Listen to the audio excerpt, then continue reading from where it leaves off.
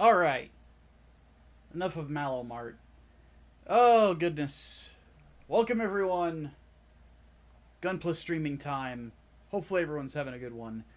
And as you've noticed, I am a lot more, shaven than usual.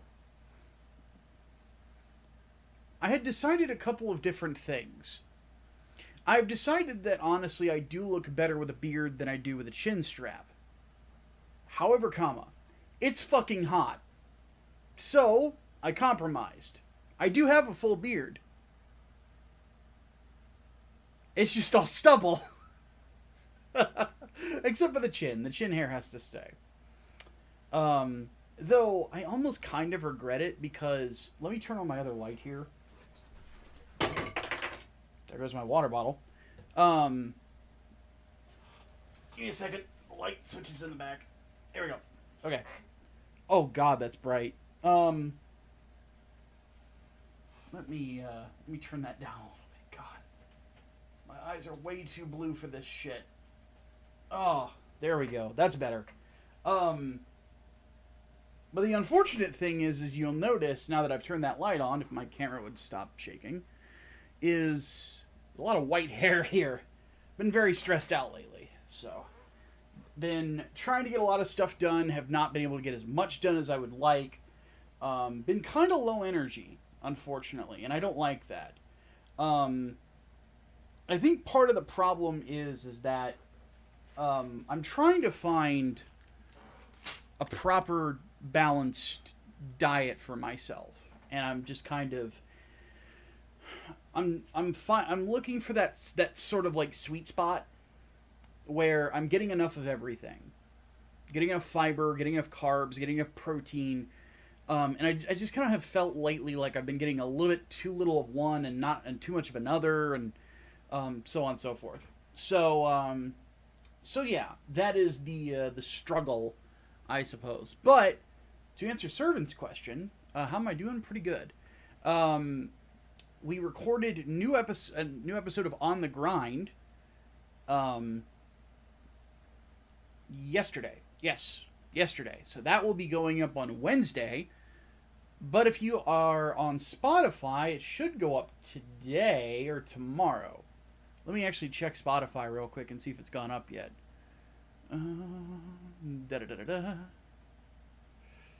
It did.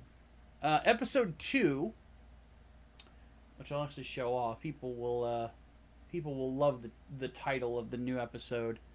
The new episode is called Community Notes Violating Vegans. Yeah, it's a fun episode. We'll just put it that way. It's the first episode where Wayne joins us. Some of you know him as Optipops. It's his first episode on the Grind, kind of taking the spot as my right hand man on the show. Which Hatman had that role for years, but Wayne did a good job of backing me up on stuff and things like that. Ultimately, though, it's just a really good balanced episode. Everybody had a lot more to say this time. I kind of felt like with the first show, Hatman and I, we've been doing stuff together for years, so it's instant, just bang bang bang bang bang. With Mike and Xavier, they've known me for a while, for a long time, but they don't have the same history of podcasting with me every fucking week like Hatman used to, right? So with that, they had to get a little more comfortable. Same thing with Serena. In this next episode, everybody's out of their shell, and it's really, really good. I'm very happy about it. So you can listen to it right now on Spotify if you would like. We are also pending approval on several other podcasting networks. So we're throwing it out everywhere. My big priority personally was Spotify and iTunes, because those are the big ones. And we've already got Spotify. So iTunes, waiting on approval from them, should be fine. And then we'll be on Apple Podcasts as well for those of you who want to, who prefer to go through iDevices. So yeah. It is a It's a process, but we're getting back in the groove, and I'm loving it. What do I think about Iron-Blooded Orphans? Oh, it's terrible. Terrible show. Absolutely awful. Absolutely awful. And I think that anybody who makes a master grade of the Barbatos is a complete and total asshole. I love the show. I'm fucking with you. I have a master grade Barbatos over there in metallic paints with an LED in its head to light up its eyes. I love IBO. I consider, like I said in my Gundam Wing video, I consider it to be the part of the holy trinity of alternate universe Gundam, with that, G, and Wing being the three best. I'm sorry, I had to troll a little bit. This is what I do. But anyway, today we're doing a thing, as the title suggests. We are going to be painting some Gunpla, specifically the Guntank. You can see the over here. I have changed my camera angle, so hopefully this will make it a lot easier for people to see what's going on. My camera is on a very bendy mabob stand. That's the word I'm looking for. Stando. So it's not hard to get in a good position. But yeah, we're going to be painting that. We're going to be working on the torso today. Also, didn't mean to stick my hand in the camera. I meant to put it right here. Also, because of generous donations last week, the next kit has been ordered. But the question is, can the chat guess what it is? That's the real question. And also, I'm planning on doing a bit of cleanup this week to try to get my desk a little bit more organized. But as you can see, last week, we got the head and the core fighter done.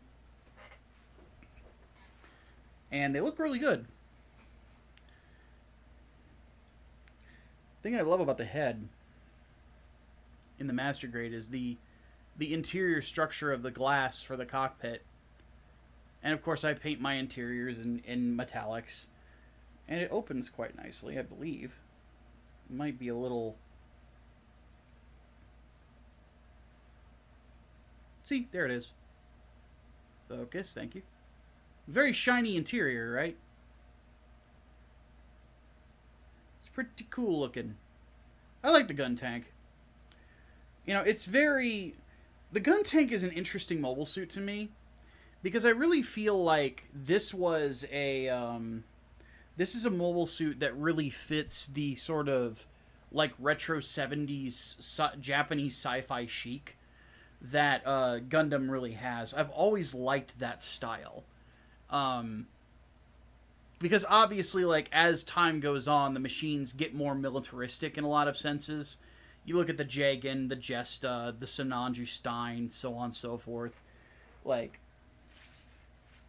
it's all good stuff. I really like... Universal Century mobile suit design is very, very good. Wing will always be my favorites. I have an obvious bias because Wing is actually my favorite series in Gundam. But, man, Universal Century design can get really cool. Though, the, past Hathaway's Flash, it does get a little weird. Cosmo Babylonia really had some weird suits.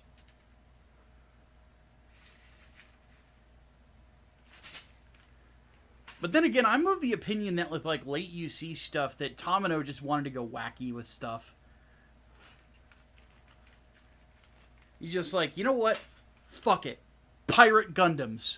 Let's do it.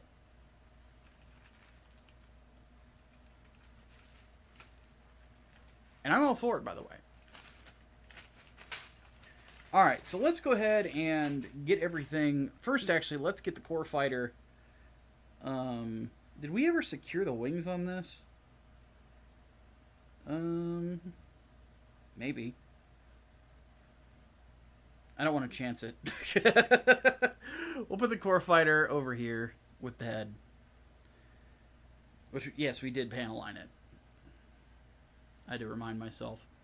It is panel lined. Okay. So.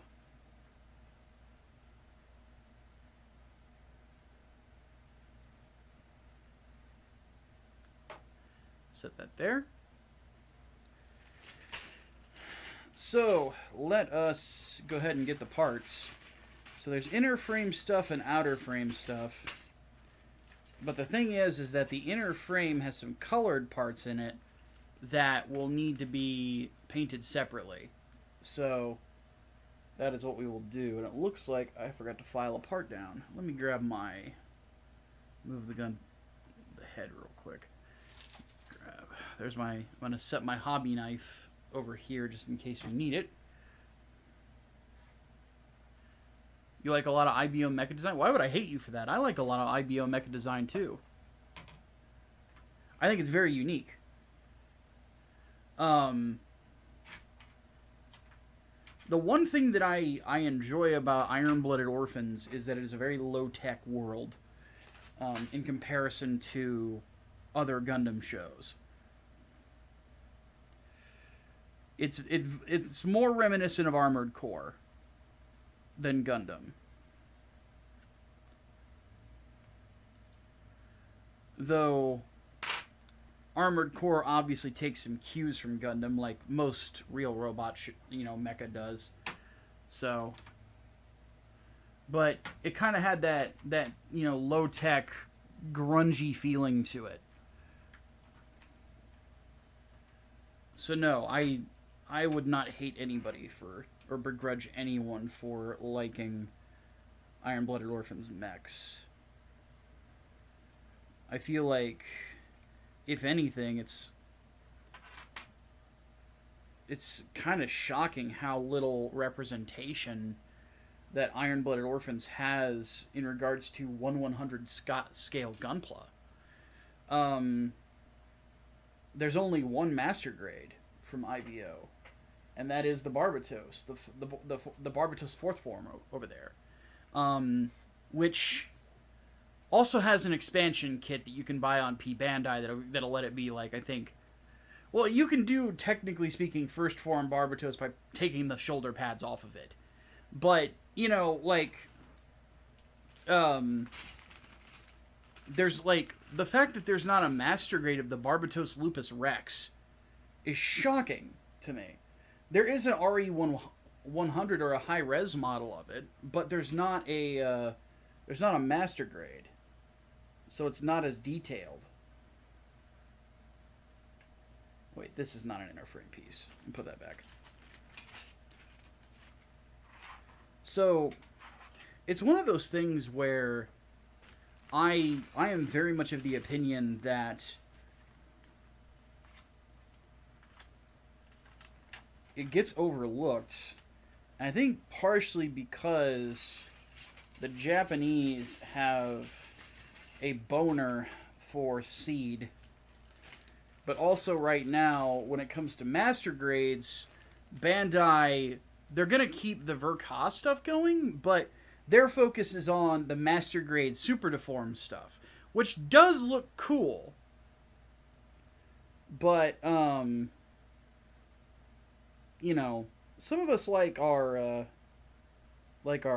legit Master Grades, Well, not, I shouldn't say legit, but our traditional Master Grades. Let's go with that term. Is this an inner frame piece? I think it is. Yes, it is. Okay.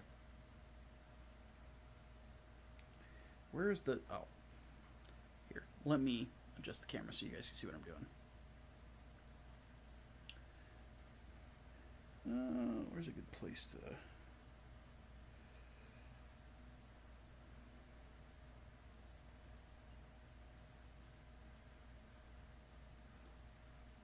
IBO's actions top-notch, ballistic gunshots, and close-range combat are brutal and powerful. Yeah, one thing that helps with that is the fact that they had they had Masami Obari directing the action scenes.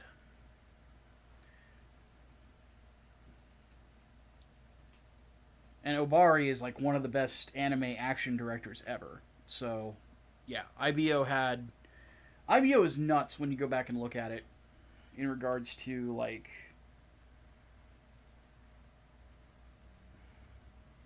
how it was presented and put together and directed. I really feel like it's like I feel like when Gundam is at its best is when it has a beautiful balance between war is bad and wow, cool robot. You know? IBO has that balance. You know? G Gundam in some ways kind of has that. Well, actually, no, it doesn't quite have that balance. G Gundam has a different theme behind it, but it's more of a more shonen inspired than it's basically Gundam Ball Z or Gundam Fist of the North Star in some ways. In fact, there are some abilities that are used by Domon that are straight out of Fist of the North Star. And he does do speed blitz punches a lot like Kenshiro does at points.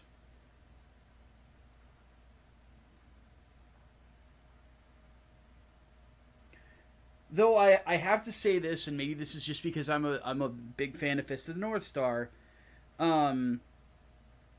You're already dead is a better catchphrase than this hand of mine is glowing red.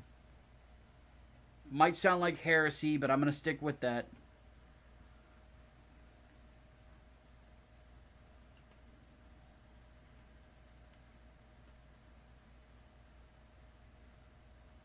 Then again, when it comes to martial arts stories and like in general, it's hard to find a protagonist that's cooler than Kenshiro. In fact, I have personally yet to find one, and I say that as somebody who really likes martial arts comic books. I mean, I wrote one, so.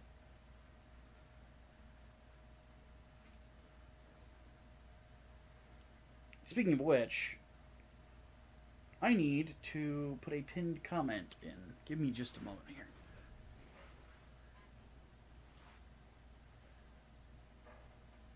Because for those of you who don't know, my comic book, ENGLEWOOD, the Born in Blood saga, we are kind of struggling. I'm not going to lie. Right now, we are running a second printing campaign on Kickstarter. And we are doing this to try to get some orders in for this campaign, because we had a very bad theft of our business PayPal account about a year ago. So, if you have not backed the book yet, please consider doing so. The pinned comment now has that. And if you back this, effectively what you're doing is you're getting a great comic book about a guy, a mixed martial arts fighter, going back to face off against gangs that have effectively ruined Chicago. You get that sort of a story, plus you're going to get this comic within the next couple of months. So, I would appreciate if you guys would consider it. I'll plug it again later, as everybody admires my my wallpaper.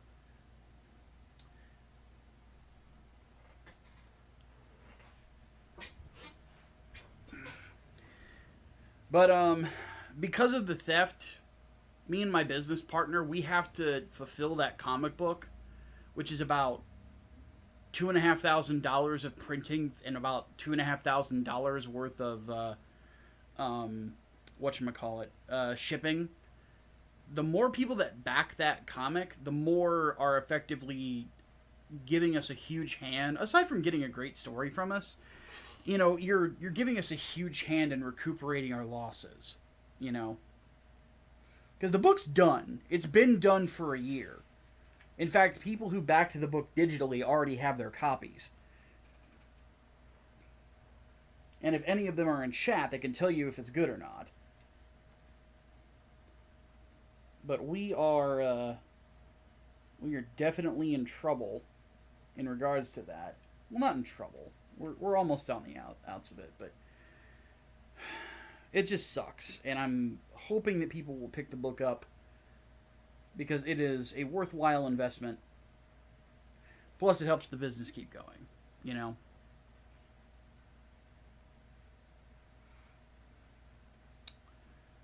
So,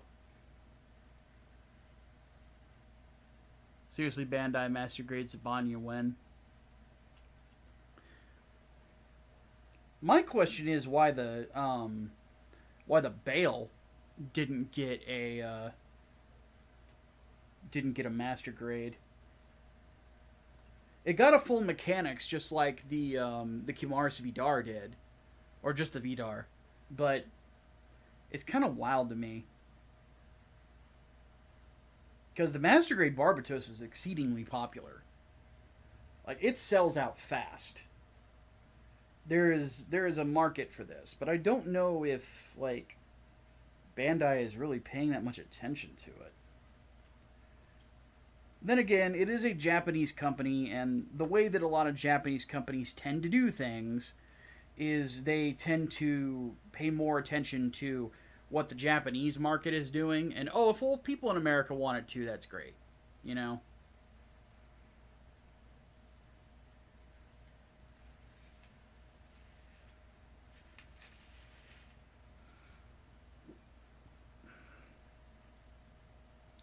Which, personally, I don't think is that good of an approach. But that is just me. And I am one Westerner with an opinion, and that's it.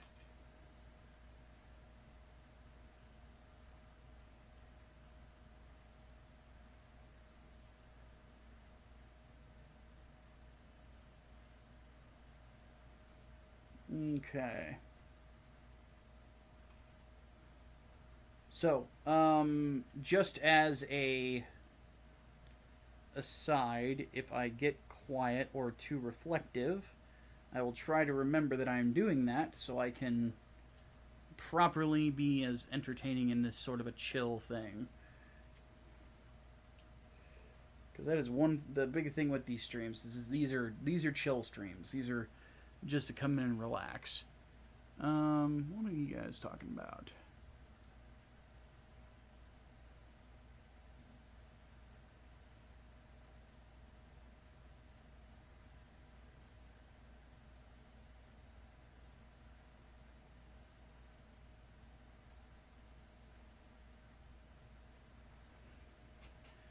Oh, goodness.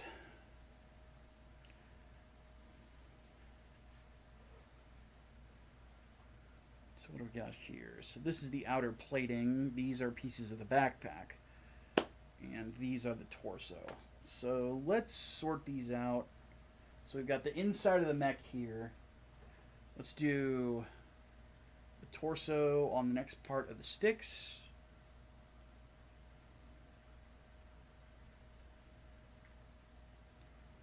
That way.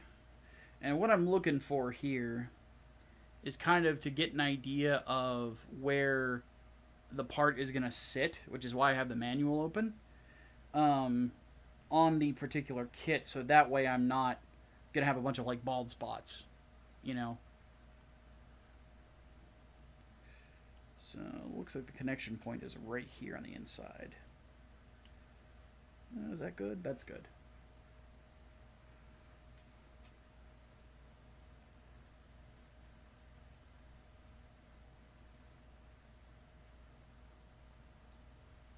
Okay.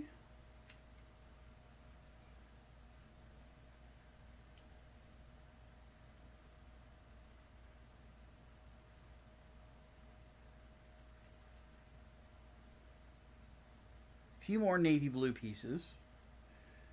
Which, by the way, our paint that we're going to be using today to kind of get the right look of it is one that I am very happy that I got a while ago.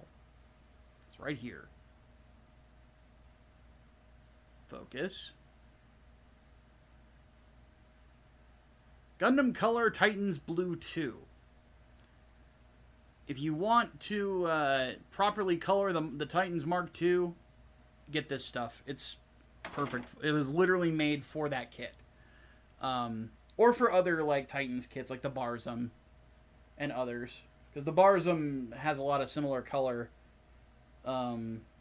elements to the whatchamacallit, to the Mark II Titans version.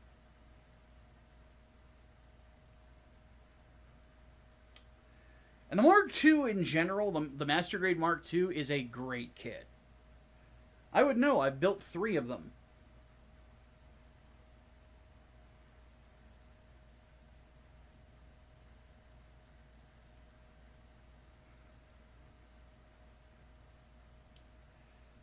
You've never seen a motherfucker hate G Gundam?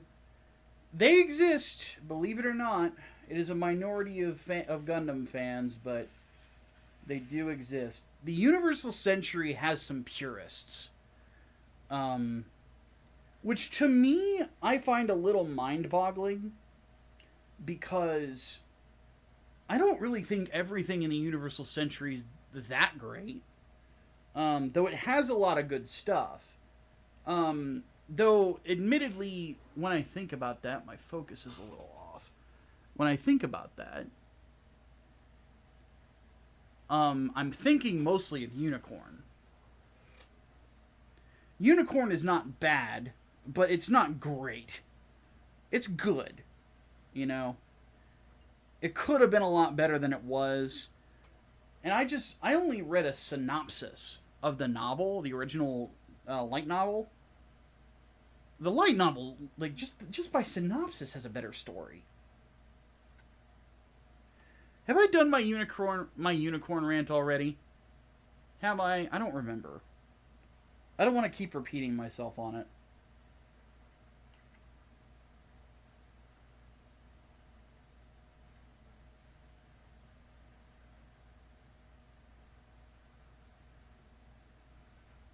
Hey, Rocket, just watched Gundam Wing episode 8 and 9. So you're around the Trey's assassination attempt. That's one of my favorite episodes. My name is Wu Fei. I'm Trey's Kushranada. Proceeds to beat him in one maneuver. And then say it was a good fight just to be nice.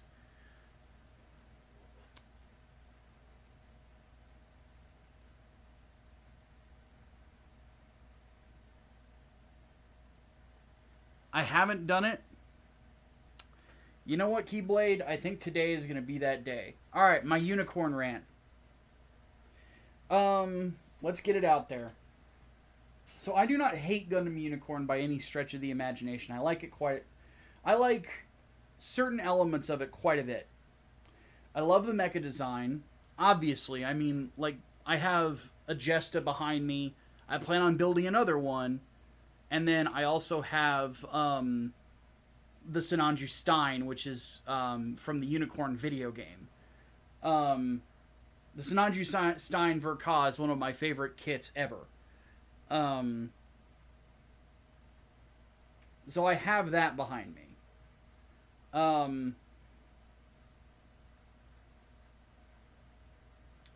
I also have a Rigsy behind me, I believe. A Riesel, rather. Yeah, I have a Riesel behind me as well. I love Unicorn mecha design. Then again, admittedly, I'm a big mark for Katoki. That's the reason why. You know? Unicorn, like, that design is great. Some characters in Unicorn are kind of interesting. Some of them not so much. The big problem I have with Unicorn is kind of twofold. Gripe number 1 is Banana Lynx. I know his name is Banager, I call him Banana.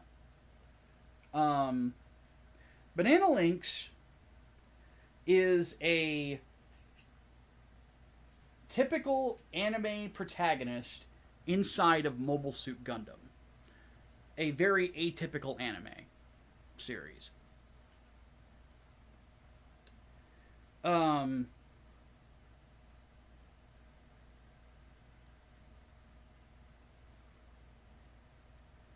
He has an annoying naivete that honestly, when some people chew him out for his naivete, they are 100% right.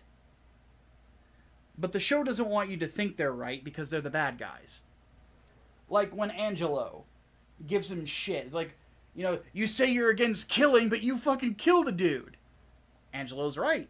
He did exactly that. You say you're against murder. You fired a shot into a group of dudes. What the fuck did you think was going to happen? You know? The fuck did you think was going to happen?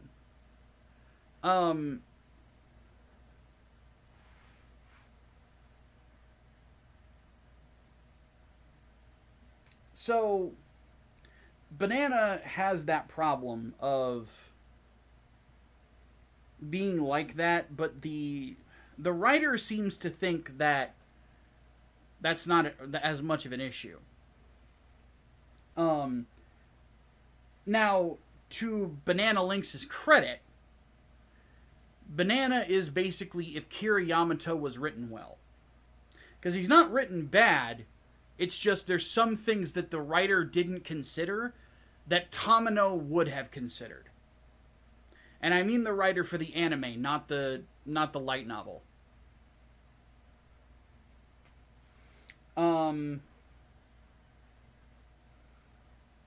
So that's problem number one.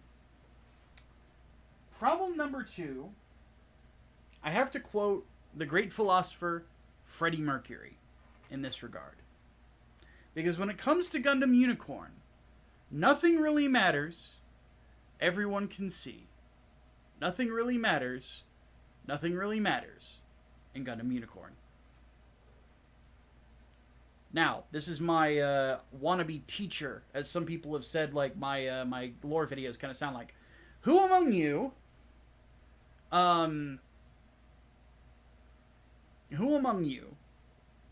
can tell me why it doesn't matter?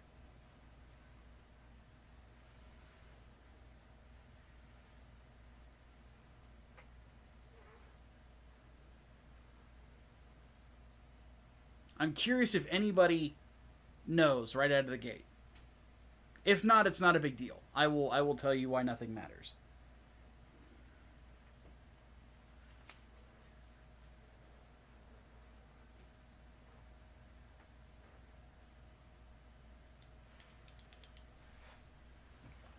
Black box? Nope, not the black box. Actually, the third gripe I would have is that Laplace's box is fucking stupid. It's like, we're gonna let billions of people fucking die before we unveil the fact that, yes, the colonies were supposed to be given autonomy. What the fuck?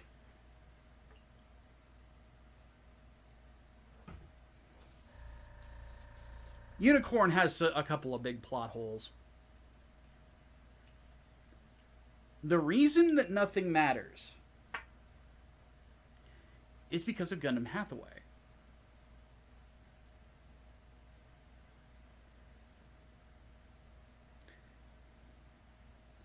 And the things that go on and are revealed in Gundam Hathaway.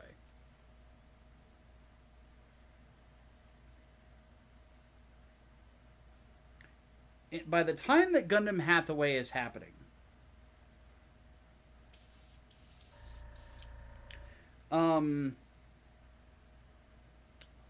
there is no Zeon. The Republic of Zeon, which Minerva inevitably had control of in narrative, or in the novel as it's known, Operation Phoenix Hunt. By that time, Minerva gave up and allowed Zeon, the Republic of Zeon, all of Side 3, to be folded back into the Federation.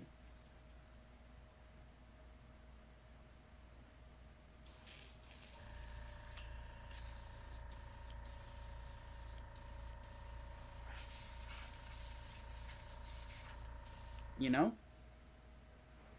So, what the actual fuck, dude? Why is my camera not wanting to focus that much today? Not this one, but this one. I might need to zoom in a little bit. Hold on a second. Hold on here. Give me the detonator. I say that all the time, and the only person who probably gets that reference is Brain.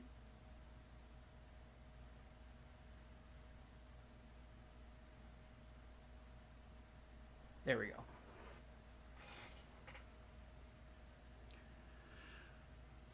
But yeah, it's one of those things that's like, you know, none of this mattered at all in the future.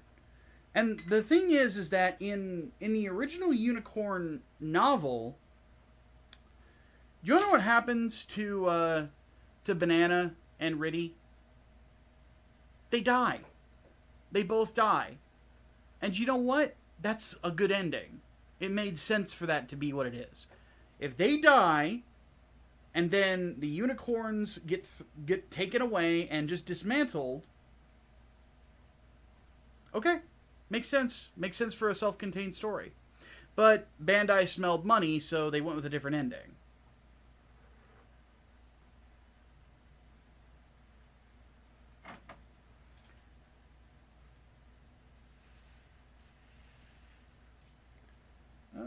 Let's go ahead and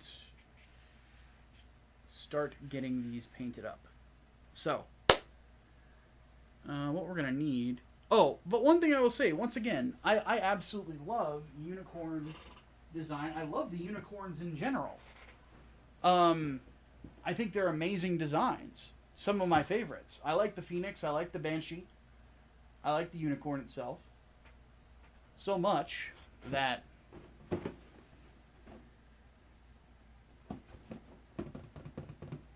I have a Banshee Norn just waiting to be worked on. The problem is I need LEDs for this. I need a lot of LEDs for this. Like $50 worth of LEDs for this. And I have not put the money together for it yet, so... yeah. One of these days, this is getting done. The plan is... Let me show you guys my setup back here. For those of you who have not seen it. I told some of you this. Servant knows what I'm about to talk about. So behind me, you see the Sinanju right here. My custom suit, right? There's a bunch of junk on the desk right now, including a real grade Gaugigar that I need to put together at some point. But you'll notice that the Banshee has that my Sinanju has a hanger alongside these three grunt suits. Riesel, Jagan, Jesta. The plan is I have 4 mobile suits that I like to pilot, or I think are fucking dope and I would want to pilot, that I plan is putting a 4-stage hangar right here. The Sinanju Stein is one of them. Largely because it's basically the new Gundam, but a lot faster instead of having funnels. The Sinanju Stein Verka. The Riesel, which this one I call Red Death. Another one that I'm going to do, that'll be in custom colors, is the Riggsy Custom. Another one of my favorite mobile suits. And then the final one will probably be either the Goof Custom or something else. That'll have my custom colors. And so those 4, and then there will be other Master Grade Grunt suits from that era patrolling and guarding the hangar. But over on the end there is going to be 3 MS cages. One for the Unicorn, one for the Banshee Norn, and then one for the Phoenix. All of them will have LEDs in them. And then on top of that, I'm also going to construct LED spotlights for the hangar. So basically, and then I'm going to wire them all together so that I can come in here and with the flip of a switch, the diorama becomes an active hangar with staff on the walkways and everything.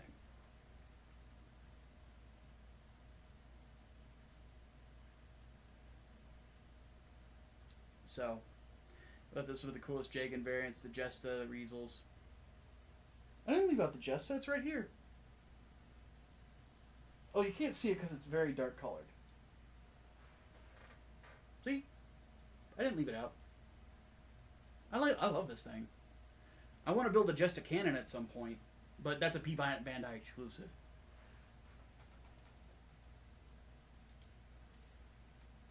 Yeah. Love the Jesta. The Jesta's dope. But yeah, I have the Jesta. What was the other ones he said? The Delta Plus is cool. I like the original Delta Gundam more, but that's just I like gold.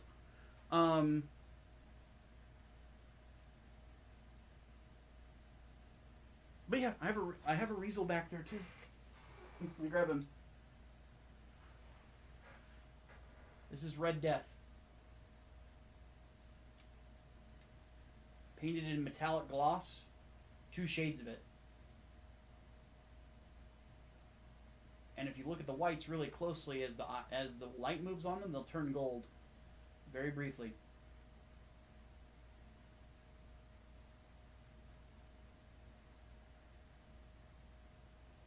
I love this suit. Because effectively what it is it's a mass production Zeta Gundam. Though in reality it's not really a Zeta Gundam, it's really more of a... It's a better armored... What was Fa's mobile suit? I forget the name of it. Somebody will correct me, but it's one of those, basically. So no, I didn't forget it.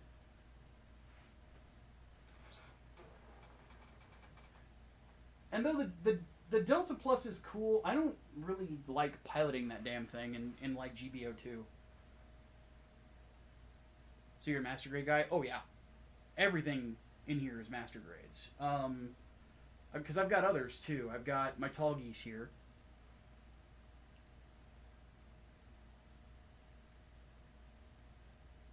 My Tall Geese 2. I don't want to move the Tall Geese 1 because it's on a stand. And I don't want it to fall over and have to like repose it and shit. But I've got that there. Then there's the Jim that we worked on last time. Which I need to buy new hands for. But he came out pretty good. So yeah, Master Grades are my jam. And a lot of it is because of these. These big old mitts of mine. Because like, for scale... let's see. Here's a box of DVDs. As you can see, I'm an Evangelion fan too. But here's a box of DVDs, right? There's my fucking mitt. The Methus is what I was thinking of. Thank you. My hands are fucking huge. I don't like fucking around with smaller model kits. That's why whenever I do the Galgaigar, I'm going to be in a bad mood the whole fucking time. But I am going to do it because Servant is in the chat and he actually bought that for me. So I am going to build it.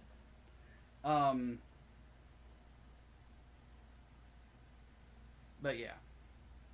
Yes, it is very much the best EVA DVDs. That's the original, that's the original dub. The ADV dub.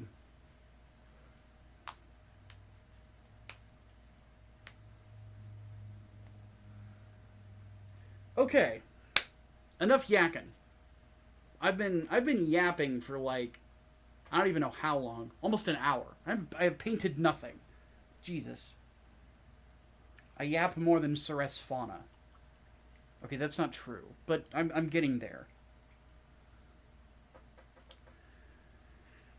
I have admittedly been trying to have like the philosophy of whenever it comes to talking about stuff, better out than in.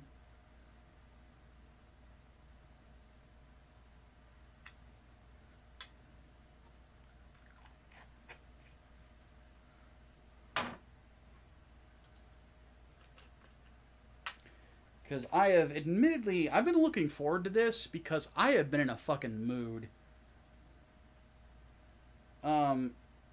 So I went out. So I've got a couple of potential job interviews coming up this week, right? Plus, I gotta go run errands and shit like that, and I gotta walk to run errands. So I'm not literally.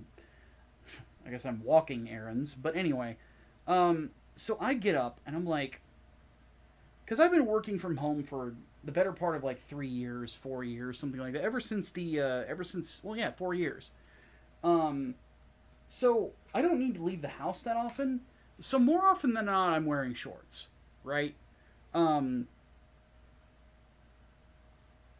I realized that it's like, okay, well, Illinois has fucked things up where it's really hard to get a work from home job at this point, unless you're a content creator full time, which I'm not yet. I don't make enough money for it. Sometime we're getting there, by the way, thanks to all you guys. But because that is the goal. I won't lie. I'd love to do this full time. But I need to get at least a part-time job, right?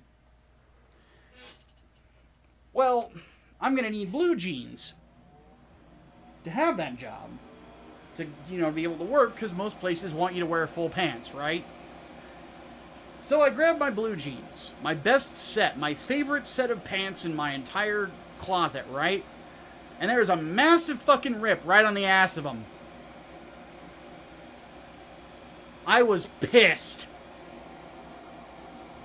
Now, luckily, Amazon is having a sale right now.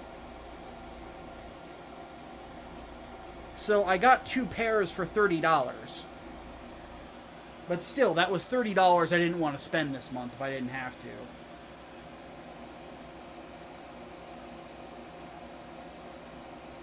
Mike, you just perfectly encapsulated why I love the gym. Like, when it comes to mass production suits, the Zaku...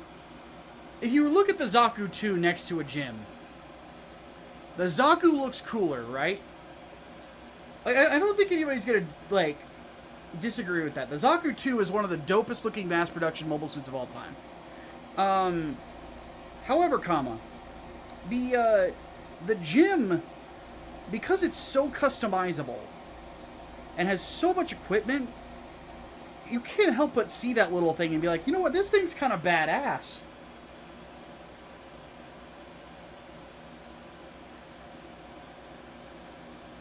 Because performance-wise, it's somewhere between, like, a Dom and a Gelgoog. I don't care what anybody says. The Zaku 2 is not on par with a Jim. Not at all. The Jim was a huge difference maker.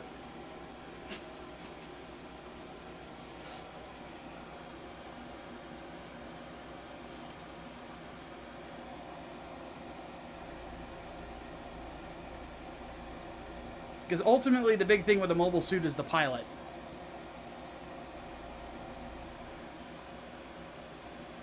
The reason that Char's Zaku 2 was able to hold its own against the Gundam had nothing to do with the Zaku. It had everything to do with Char Aznable being a very, very good pilot.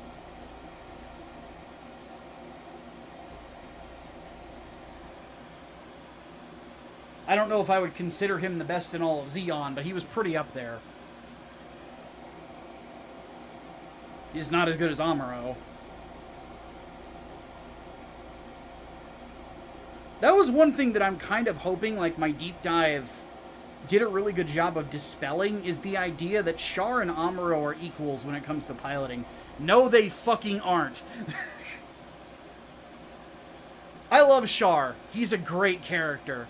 Great villain, great anti-hero, the whole 9 yards, dude. The problem is, like I hate it when people talk like that, like the two of them, Char and Amuro, are equals. No fucking no, they are not.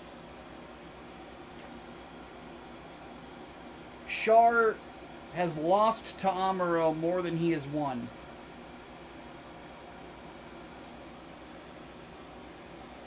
However, to Char's credit, I am of the opinion that he is a better pilot than Camille or Judo.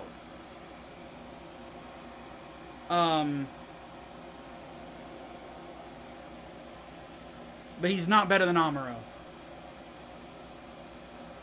Gym Striker's your personal favorite when it comes to gyms. That is a very good pick. I like the Gym Striker. My favorite is the Sniper 2. Specifically the White Dingo version. The White Dingo Sniper 2 is awesome.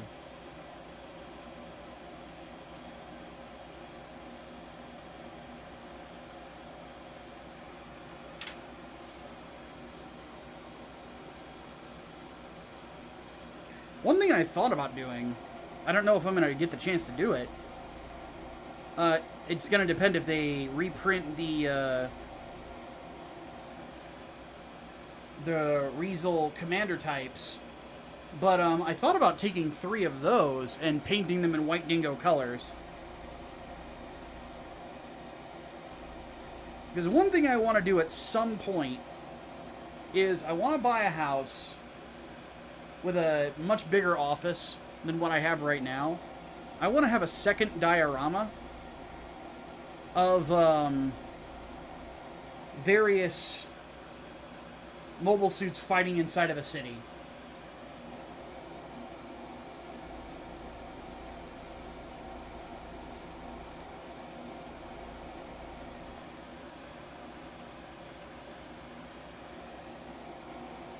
And have it be like a bunch of Gundam protagonists against a bunch of antagonists.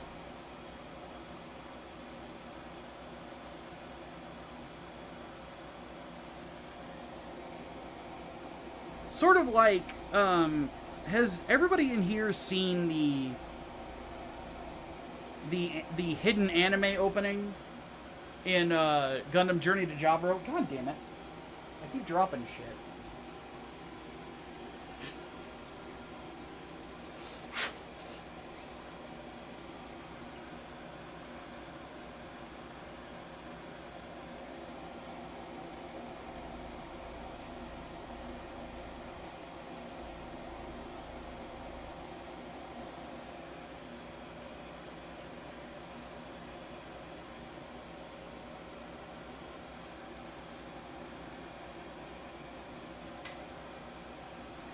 Yeah.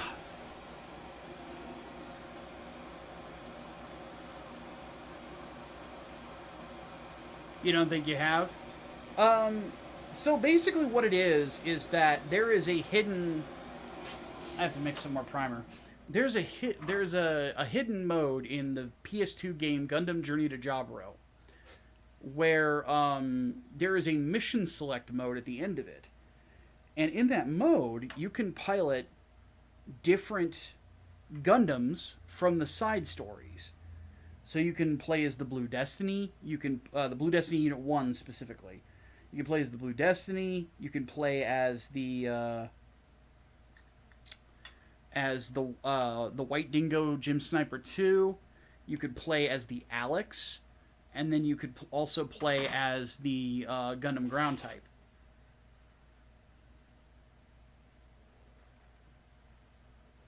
On top of the normal Gundam as well.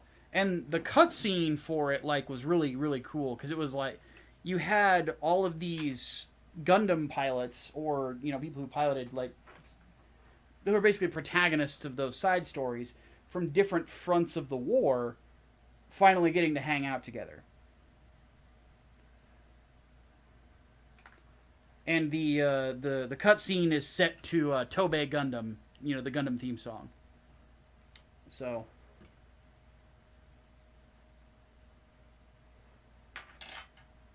it's a really cool, and they animated a whole new anime opening for it. It was so cool. I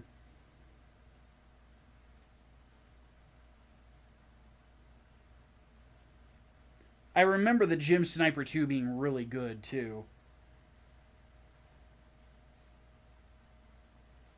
But I had no way to play Gundam, to play Rise from the Ashes, because I didn't own a Dreamcast. Because at the time, I did not live in the Chicago area. I lived down in southern Illinois. And in the town we lived in, I was the only Gundam fan.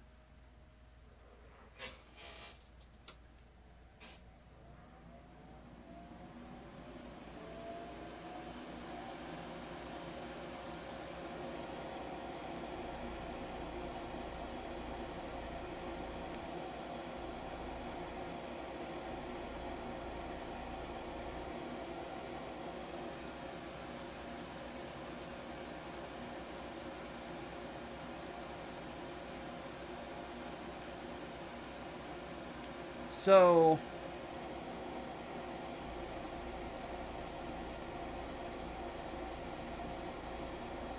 So yeah, that was my exposure to that, oddly enough.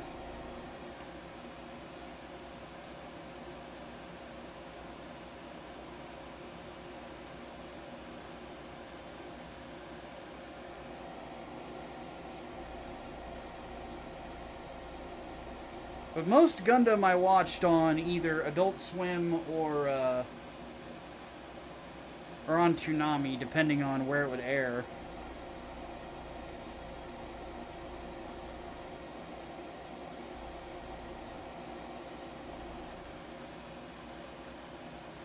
I still remember, like, I would watch anything Gundam. I remember when SD Gundam Force was on Toonami. I actually watched a good chunk of that. But the only reason I did was because I saw in one of the promos that Wing Zero shows up. I'm like, oh yeah, I'm here.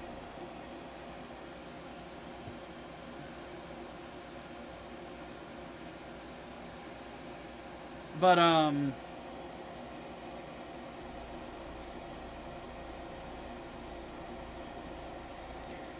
the only thing I really remember about, like, SD Gundam Force, though, is like, some of the bad guys. Because there was, the big one that I think everybody remembers is Zapper Zaku, because Zapper Zaku was fucking hilarious. Like, just the, whatchamacallit.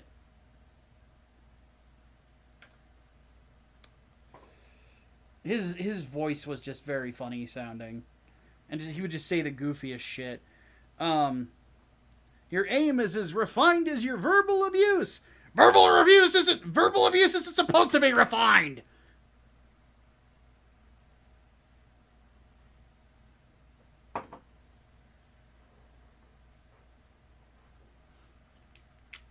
But I'm trying to remember what all Gundam came out.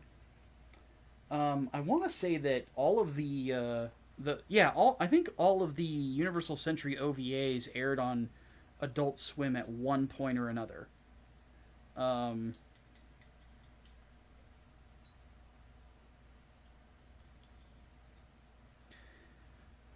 just remember being such a dumb teenager with that, because I remember, I don't know if anybody remembers with Adult Swim, you know, obviously you can't put nudity on cable television, especially back in those days. So I remember in with 08MS Team, when Kiki Rosita's playing in the waterfall, and she, you know, pops out of it, and her, you know, in the anime she's butt naked. But on the television version, they digitally drew a bikini over her. And I remember being so confused as to why she was so angry. And then it clicked. Oh, they drew the bikini on. Doy.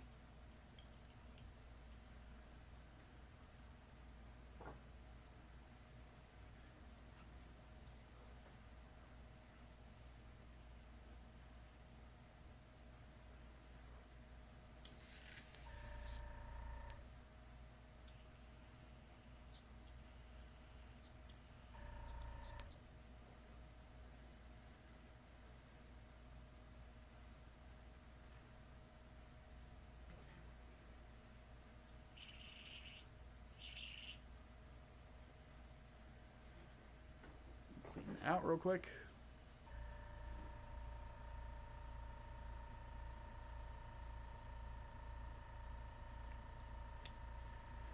Oh, this is so relaxing. I don't know why. I couldn't explain why. By the way, nobody guessed what the next kit we're going to be working on is. At least I don't think they did.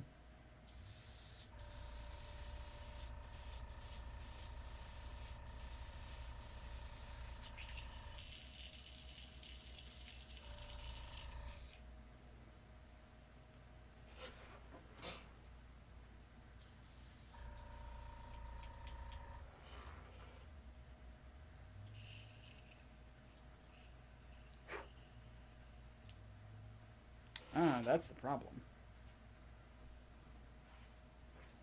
I see a potential clog.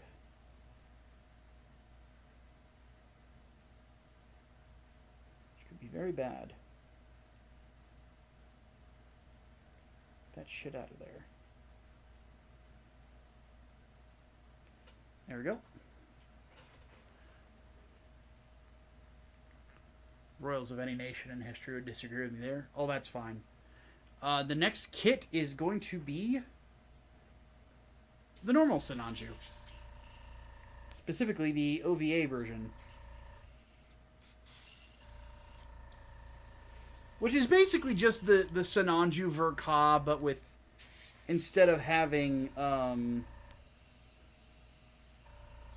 you know... like normal decals, it has stickers. Which, most of which I probably won't be using anyway. So, because my plan for the sleeves regalia, the gold on it, I'm going to just do a reverse wash technique for that instead.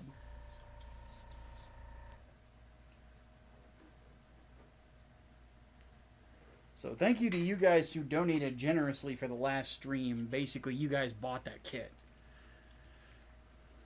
I do not talk about anything Comicsgate oriented, Tyler Preston. I am out of that community. I have been for some time. So, if that indeed happened, hopefully it was, well, there's no hopefully there. If that indeed happened, then, well, that sucks unless he deserved it. And I don't know, because I haven't been watching anything Comicsgate oriented for a year. So,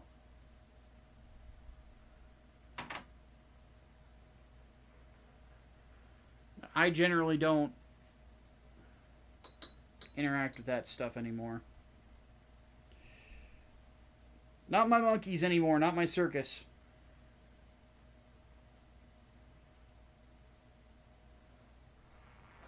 To kind of put the kibosh on it, I am just of the opinion that there has become too much of a focus on Eric July and not enough focus on actually getting books out. And I am not a fan of that attitude. I don't give a flying fuck about Eric July. Nothing against the guy, but I'm not mad at the dude's success, and I don't think he's killing comics. And I'm not going to pretend otherwise. I would much rather focus on my own business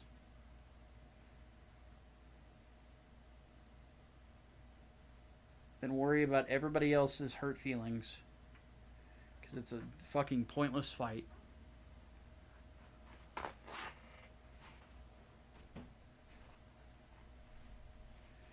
And if anybody doesn't like that perspective, well, they can come talk to me about it. Come try to change my mind. I'll be a lot more than willing to listen.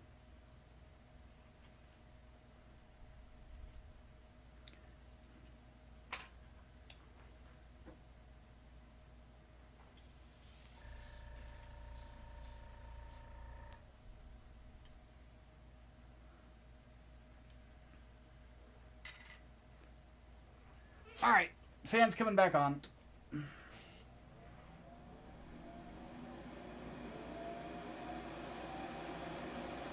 Shit. I forgot something. There's one piece that needs to be panel lined real quick. That's why the tanky called me an anti-SJW in the comments. Yeah, basically. Like, I was one of the, like, first people to adopt Comicsgate. You know, I was quite literally there when it started.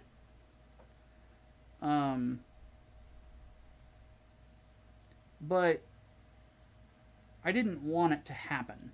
Because what I knew, because I was also around during the Gamergate days, what I knew is that gate movements ultimately end up being full of egos and very messy and missing the point of why the whole thing got started. Sound familiar?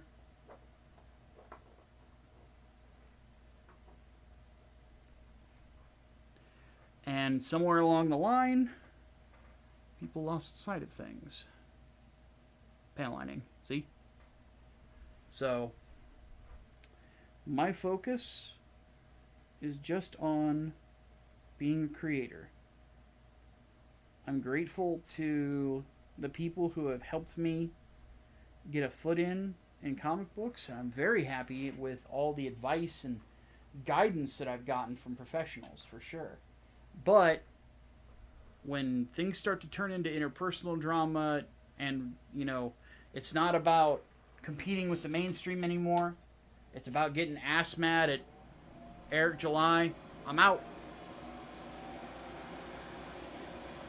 So yes, if anybody has ever questioned it, that does mean I am out of Comicsgate.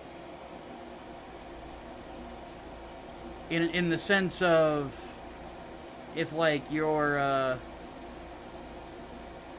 looking to see if I am like a card-carrying member or something like that of, you know, of certain internet personalities, the answer is no. On the flip side, I will always be Comicsgate. Because there is no feasible way that my name will ever not be tied to it. Because I was there at the start. There are multiple websites that have even said as much, and I don't disagree. But when the whole thing started, I knew that if I attached my name to it, that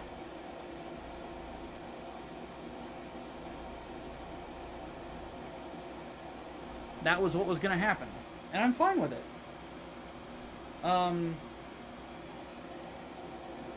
But I just don't like the way things are going currently, so I'm not going to participate. I'm just going to make comic books. And try to compete. You know, try to provide an alternative, because that's why I started, you know, making comic books in the first place. That and because it's a lot of fun. And it's nothing personal against anyone either, it's just... It's one of those things where... I didn't agree with the church, so I went and I made my own church.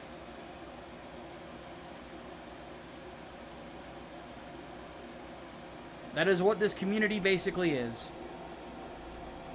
It's mine. It is something I have created. And one that I will continue to foster. Grindstone Arts is my company. You know? And the goal of Grindstone is to always be on the grind.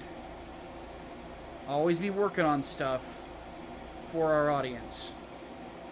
Because it is the audience that, in my opinion, in the modern day is very unappreciated. And they deserve our best. You guys deserve our best. So, we gonna give it to you.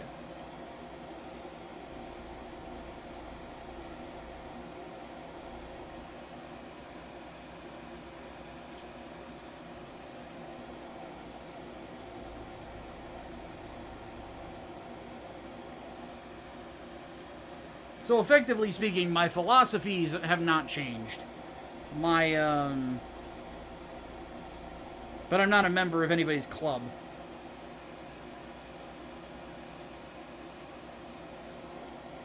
Except for my own.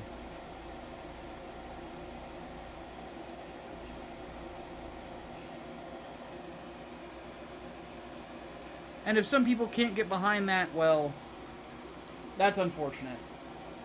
And I hope that they reconsider.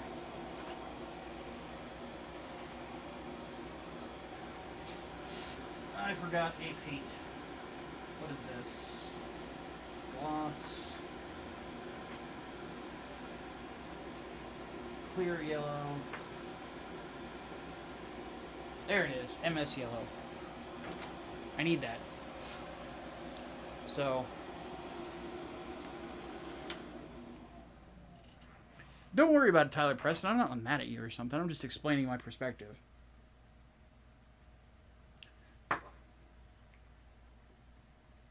And to be honest, I'm kind of glad you brought it up because it allowed me to actually voice that. I had never talked about it in public. I thought it was kind of obvious, but I guess some things just need to be said, you know? Which again, no harm, no foul.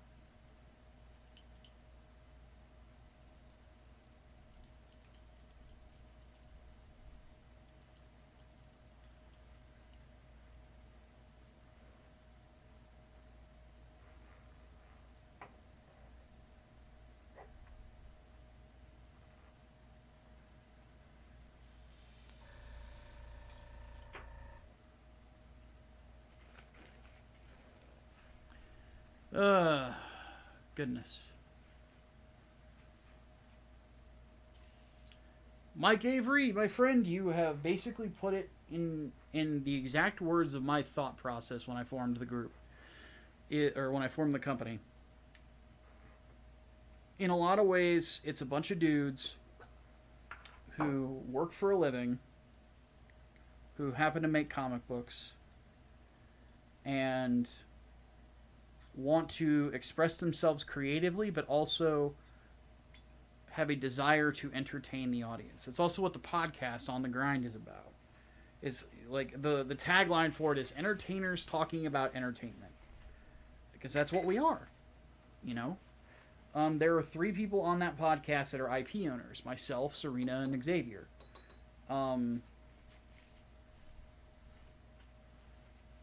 And both Mike and Wayne have helped significantly with the creative process and other aspects of it as well.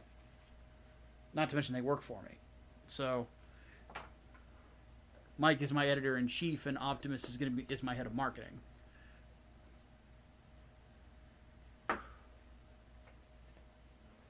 So ultimately,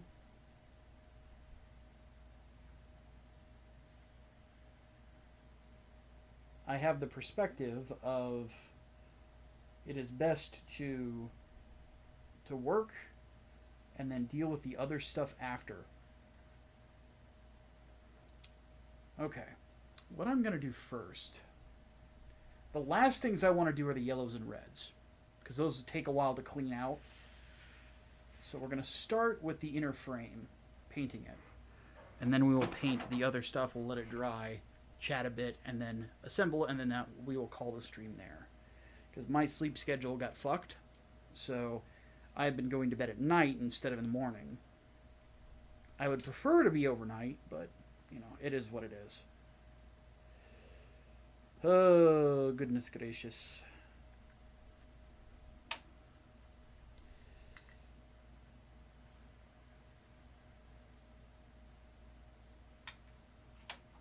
I need a little bit more than that.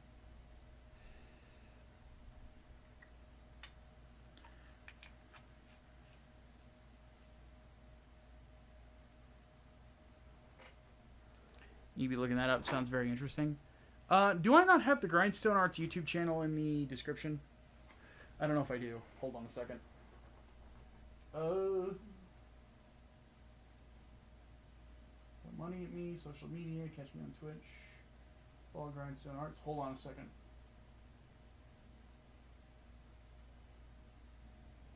Hold on. Let me get the thing.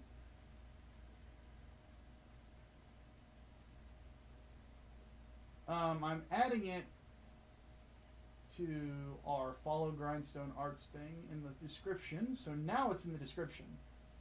But if you want to subscribe to the Grindstone Arts channel and check out our podcast, it's Grindstone Arts Media on here on YouTube.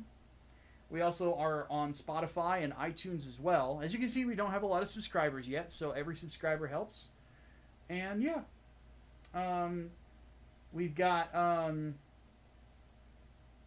couple podcasts coming up. We have On the Grind, which is the official show, and we also have our secondary show, Earthside Reverie, that's going to be coming up as well, which is more of a goof around podcast, I guess you could say.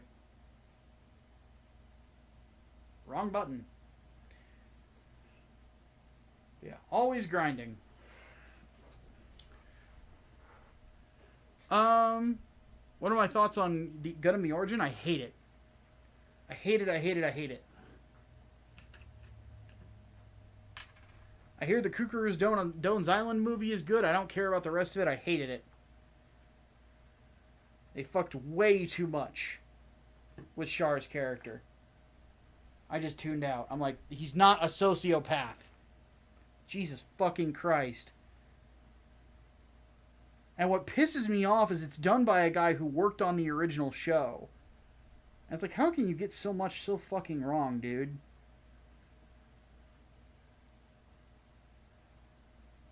Because a story about Char Aznable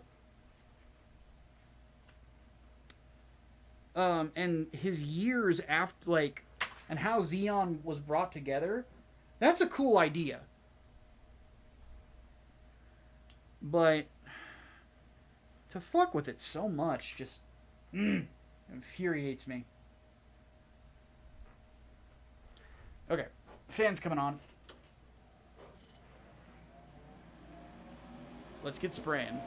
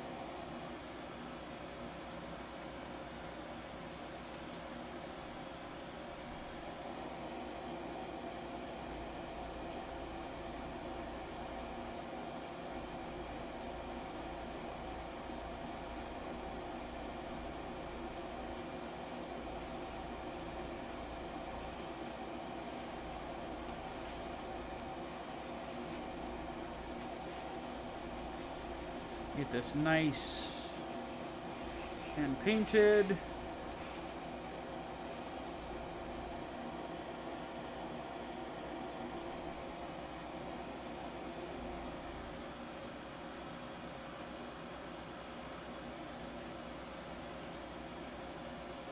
Gotta make it looking pretty.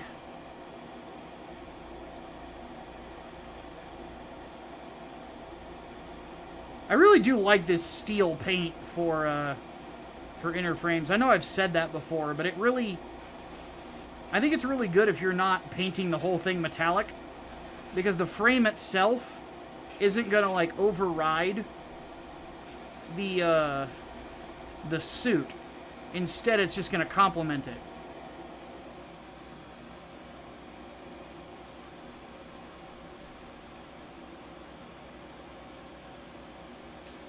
Ah! Motherfucker, man.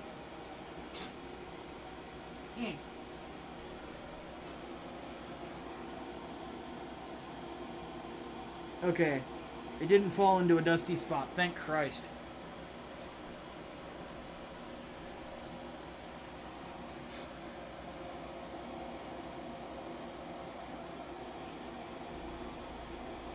Isn't the anime an adaptation of Char's backstory from the manga?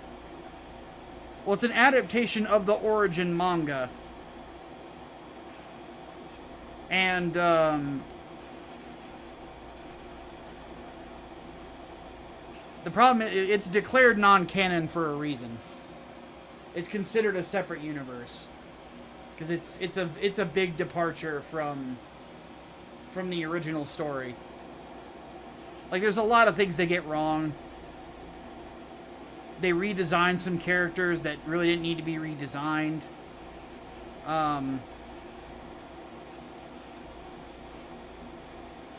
We had no reason to think that Jimba Raw was a selfish jackass.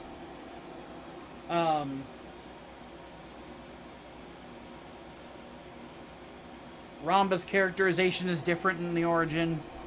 It's cool they included Shin Matsunaga. Like, we get to see him, but this is one of those things where they changed so much of it. I say they, it was really just the writer. And I'll never understand why. It's like, you worked with Tomino. Do you have a grudge? Like, what the fuck?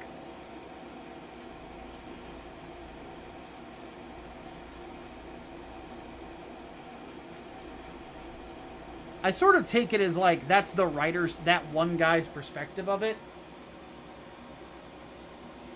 But it's like, yeah, but buddy, your perspective ain't real, or ain't what was there.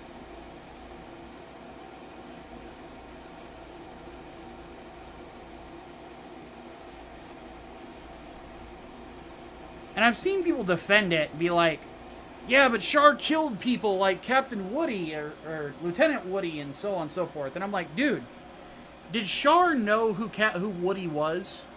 No. No, he did not. You knew who Woody was. The audience knew who he was. But Char had no fucking clue. It was just a dude in a hovercraft trying to attack him. What is he supposed to do at that point? Just let the guy kill him? The fuck? It's a war. And the thing about war is it's a tragedy. It's always a tragedy.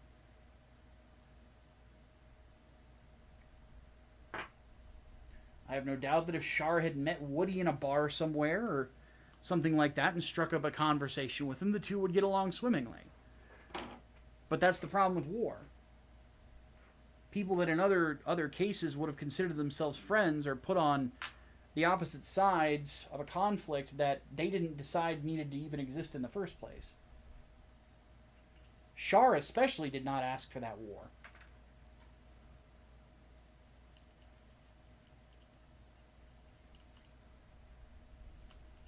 Because who hated the zombies more than him?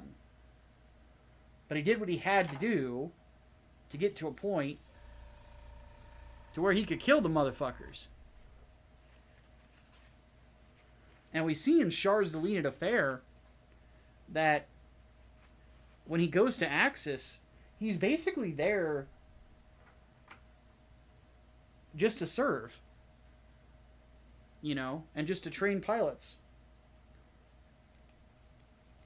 He doesn't support the idea of starting another war or anything like that.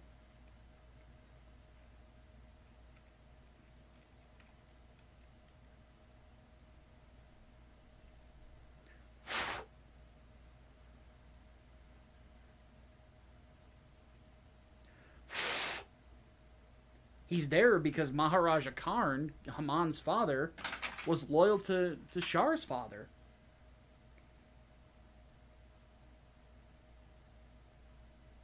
So he goes there to help him out.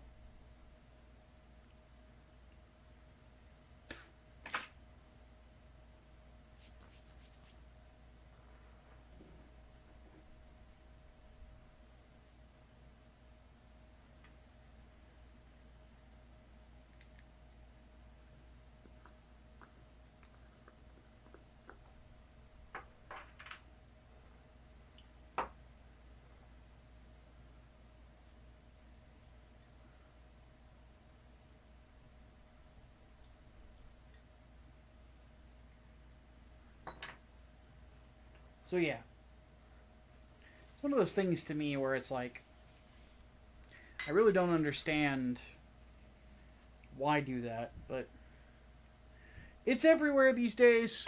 Everybody wants to fuck with what's already established.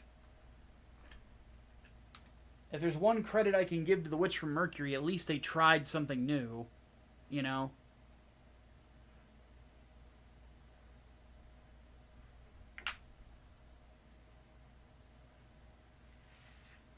Am I still talking about the anime or the manga? Yes. Though I'm kind of talking about Gundam canon in general. That's why I'm curious about how this Requiem for Vengeance is going to turn out.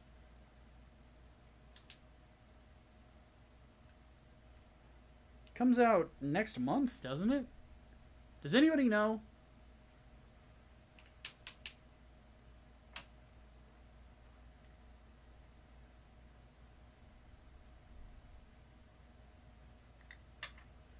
Somebody mind doing the Google foo?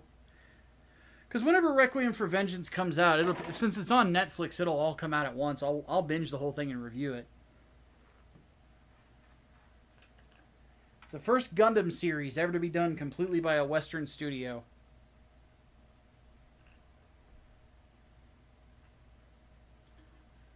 So I'm curious how it's going to turn out.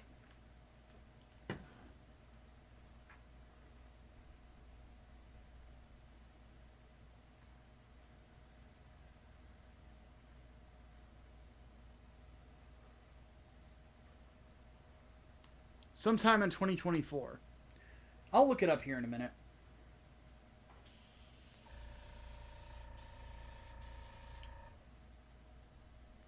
So I want to see it. It's supposed to come out in the fall. Hard to believe it's almost the fall already. We're getting close to the halfway point of July, guys. Oh, helps turn the fan on. Don't want to be inhaling fumes, right?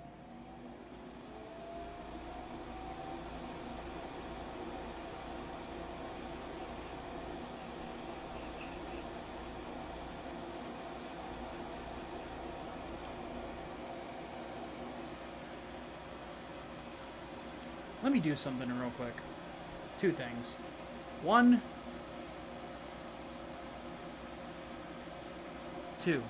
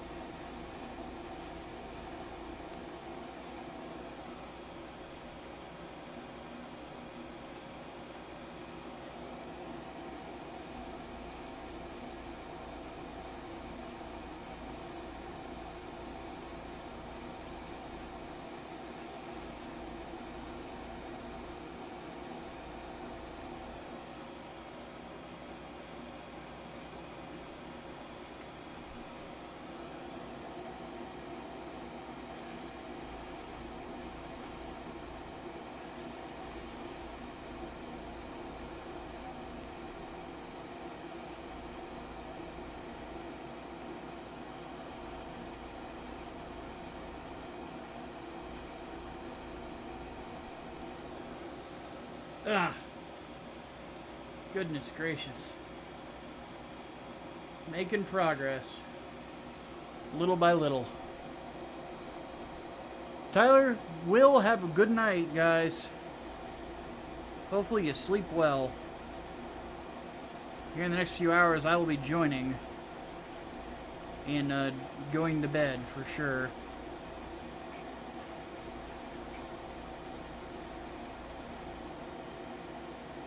Though it's going to depend on how hungry I am. I made the mistake of eating a very late lunch.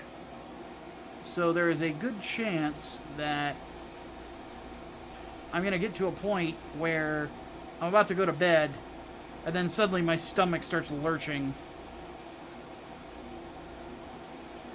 And I was told never go to bed hungry, so...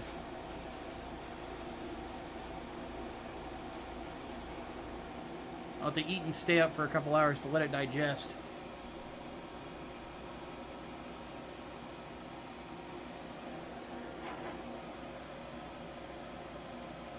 What do I think of Aura Battle or Dunbine? I've only watched a little bit of it, but what little I watched I enjoyed.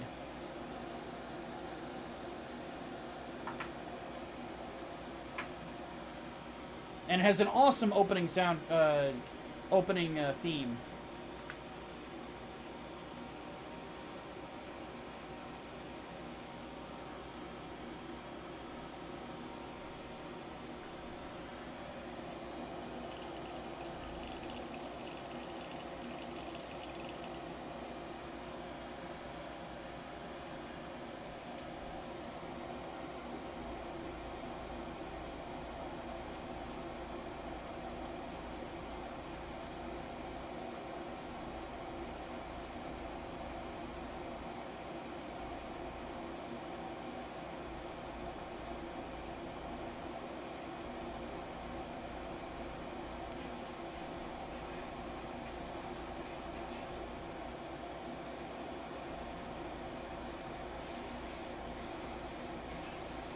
Get in the cracks there.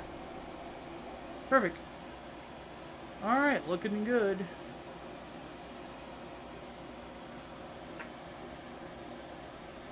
But yeah, I need to finish Dunbine at some point. I need to finish Bottoms at some point. And I also need to finish Elgheim at some point. All three of them. I started and then did not finish. For varying reasons. And I admittedly have not been... I've been so busy doing other things that I've not been watching a whole lot. Or I've been wanting to mix it up.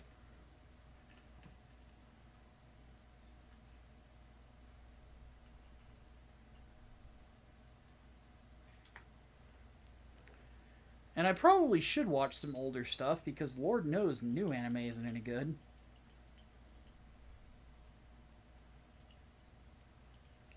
I hear the season, one of the most talked about shows is My Fat Elf.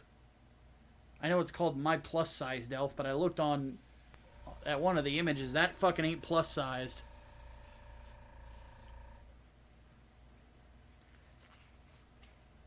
When your gut's as big as mine is, you're not plus sized, you're fat.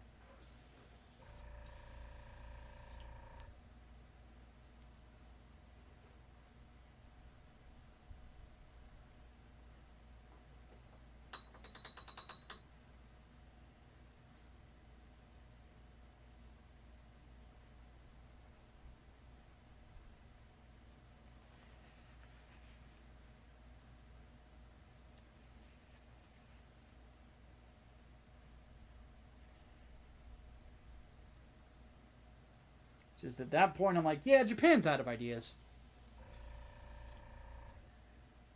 You know, I see that, and I'm like, you know what? I need to stop putting off reading Gantz.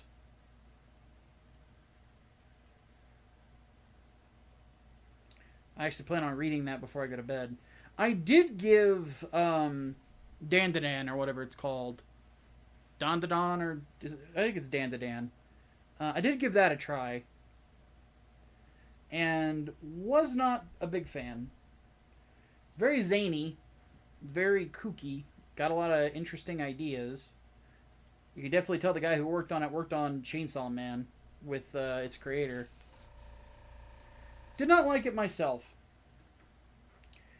I will be blunt. Fan service of 16-year-olds makes me incredibly uncomfortable. Because that's a child.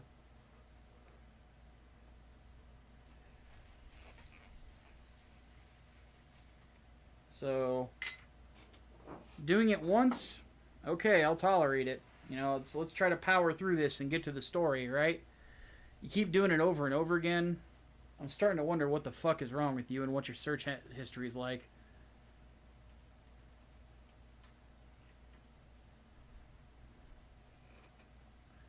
So I noped out.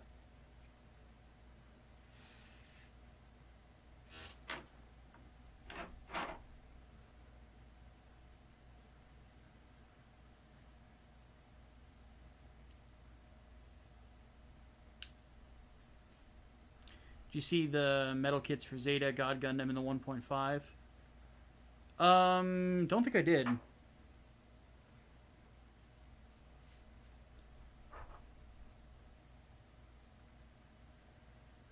Uh-oh. That's not good. Please tell me I have another jar of this.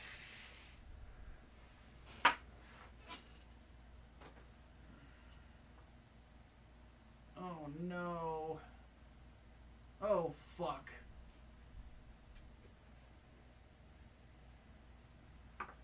Oh, god damn it. Oh, no!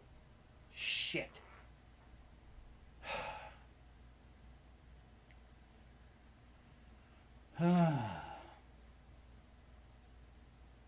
This is what happens when you don't check your paints. This is empty.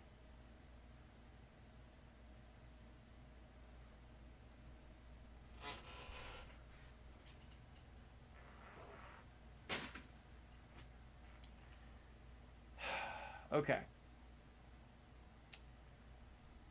We do have an alternative.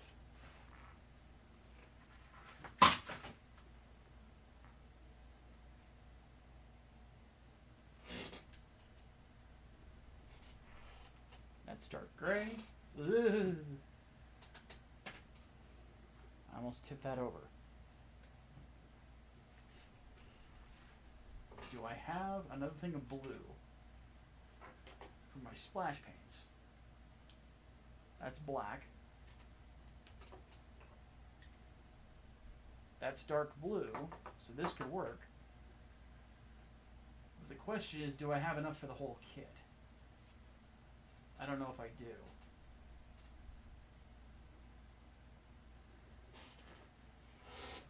Let me have a look. Doesn't sound like I do.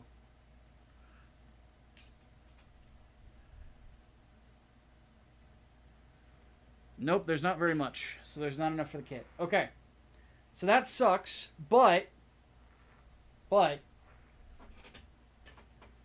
let's try something.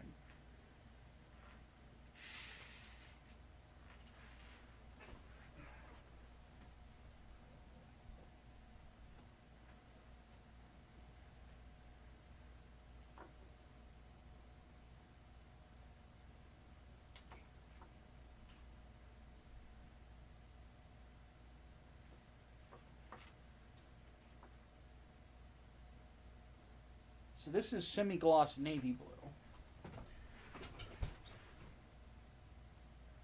This chair hates me. Hold on a second. There we go. So I have this. This is navy blue. Which isn't really navy blue, it's more of a gray. So let's do a thing. Try something. Let's take a little bit of this, just a little spoonful like this. Let me move this so you can see what I'm doing a little bit better. Take a spoonful like this. Let's add it in here. Okay. Now,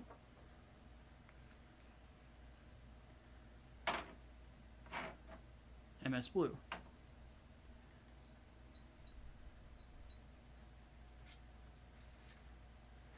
Clean this off.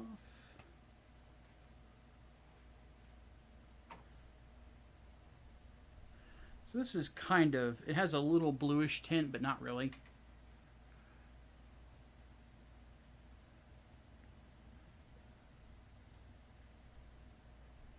Needs to be shaken.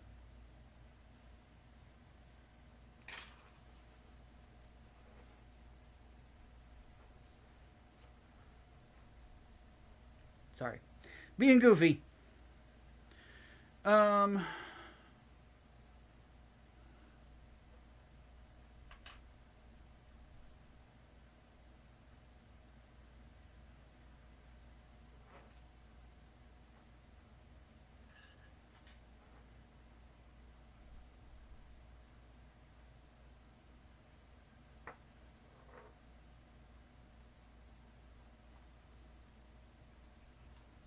Let's mix this together.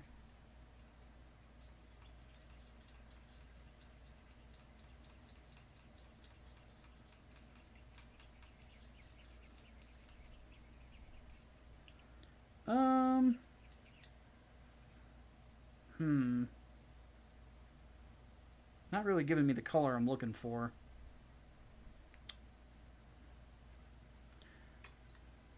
We'll try another spoonful of blue.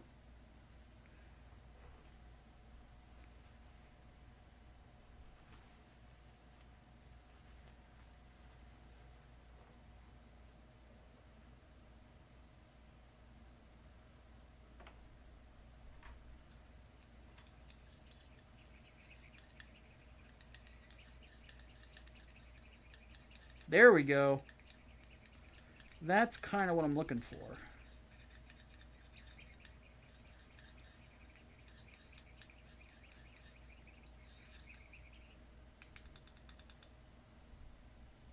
See that?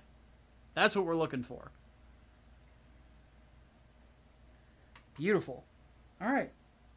Let's go ahead and thin it out and get to painting.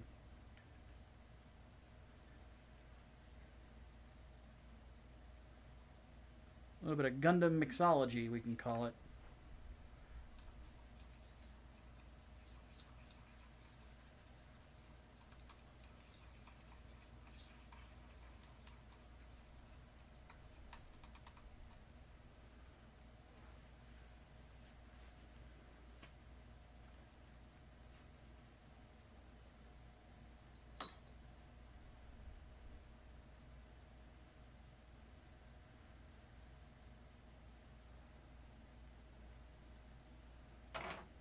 So, crisis averted.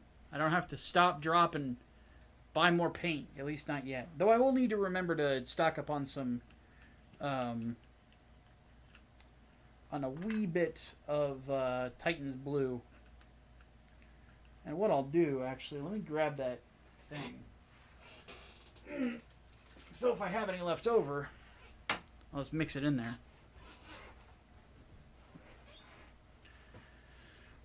Okay. It does need to be thinned a little bit more. Just looking at it, I can tell it's a little too thick.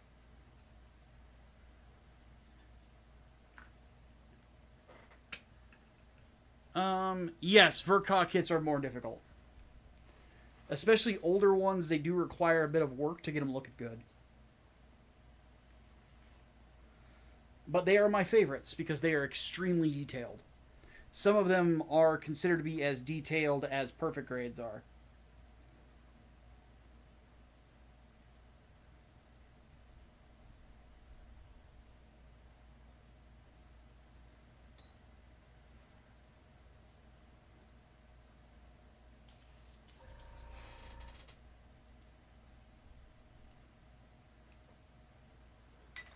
All right, let's hit the fan. And let's see how it looks. If this sucks, well, looks like I gotta spend more money.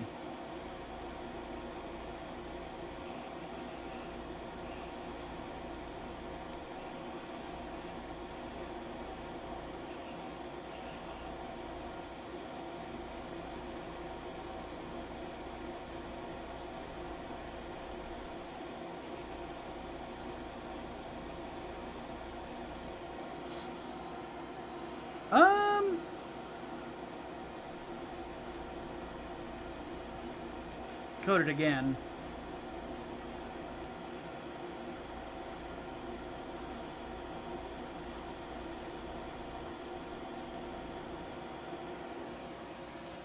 You know, it looks pretty good.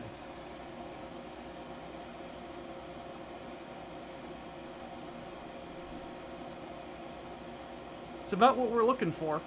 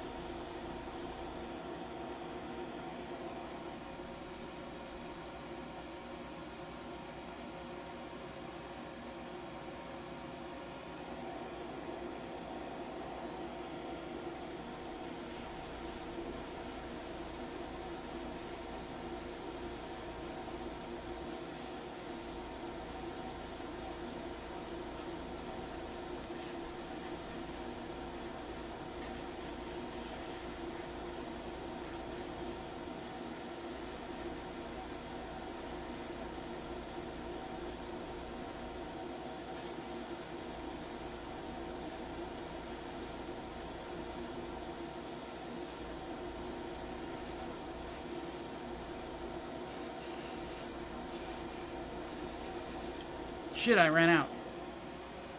Damn it. Alright, hold on a second. Gotta make a little bit more. Ah!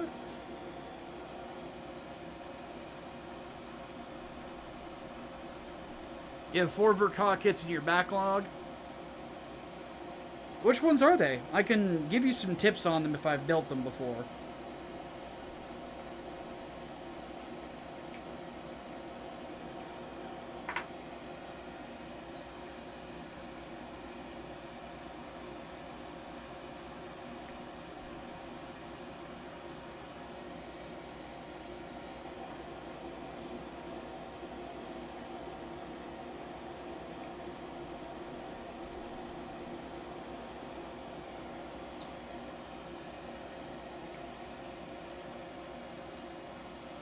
And yes, when in doubt, get crafty, for sure.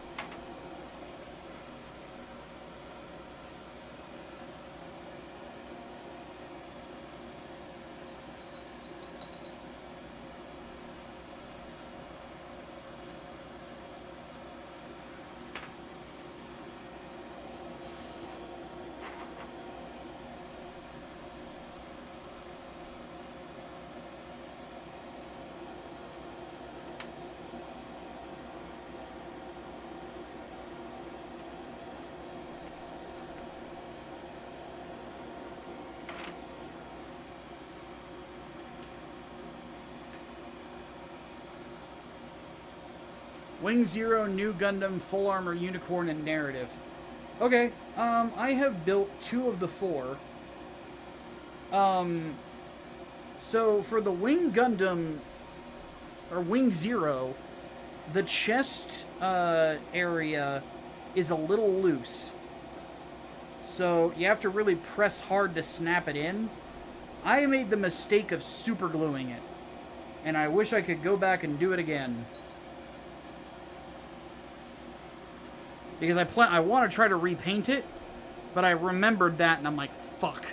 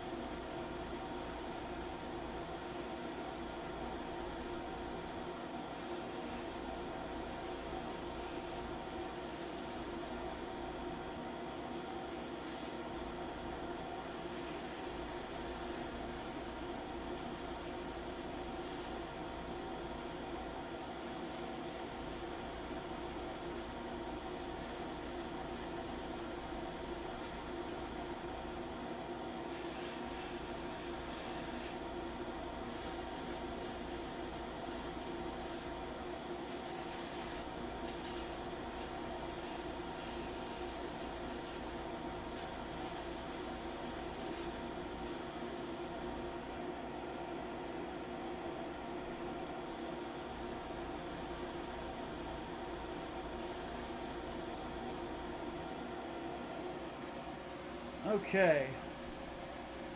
Yeah, it doesn't look half bad. Let's see how it looks dried out.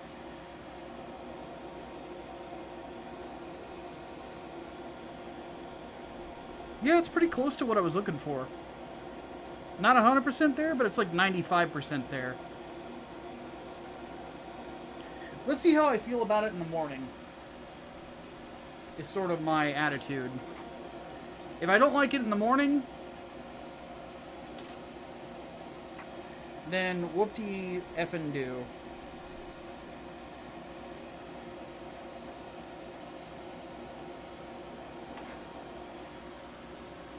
We can always, you know, it's $2 for the paint, and I have to get some new paints anyway. So I can just go to New Type, buy a few, and it's like $5 shipping.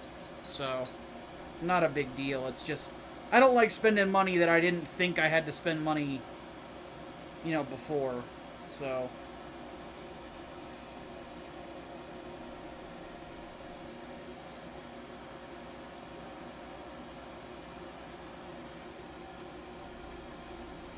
it's sort of like that thing, you like wake up in the morning and everything's going alright, and then something happens and it's like, fuck, I have to spend money today.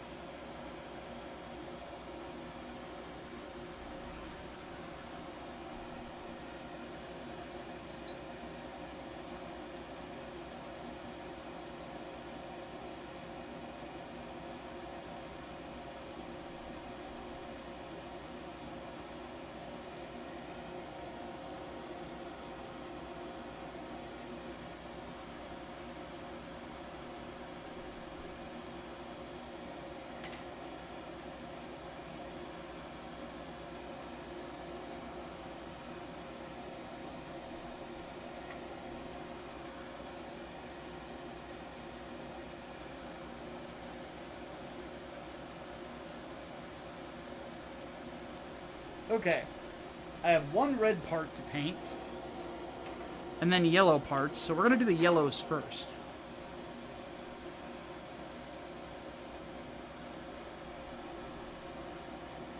Yeah, that is true. Nobody likes to spend money that they didn't want to spend. They didn't think they would have to spend.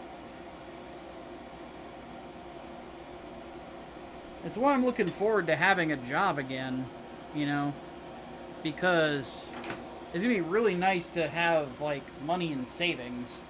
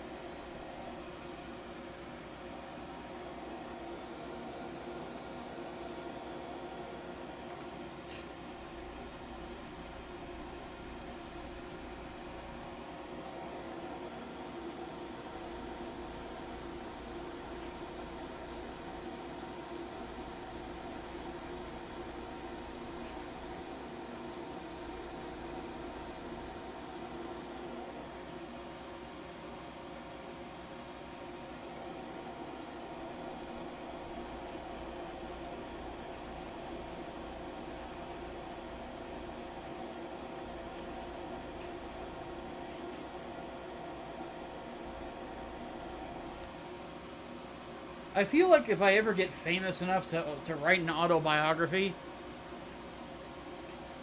there's going to be a section called Zen and the Art of Airbrushing.